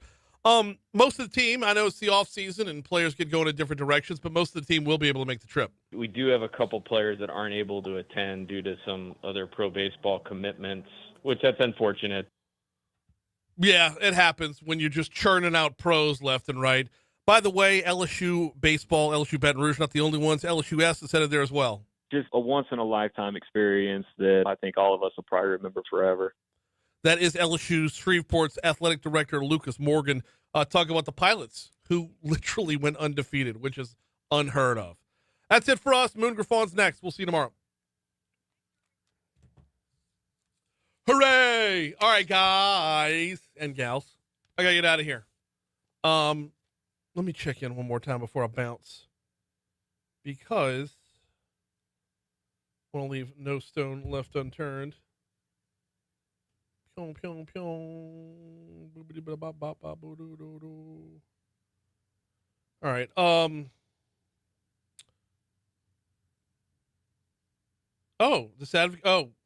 The Slider Trio is the bomb. Get the oyster mushroom sandwich as well. I might do the oyster mushroom sandwich. Matt says, looked at the website. Stuff looks good. Might have to save some money, though, LOL. It does look a little bit pricey. But you know what? It is fine dining. So don't forget that part of it. You don't just look at the prices. Realize that when you go there, you're going to get the full customer experience as well. You're not just, churning to-go food here. At least you shouldn't be. Take advantage of her hospitality. She was super awesome when she was in here. So I would imagine that same level of service translates to the restaurant. All right. We're going to get y'all. We'll see you tomorrow. Later.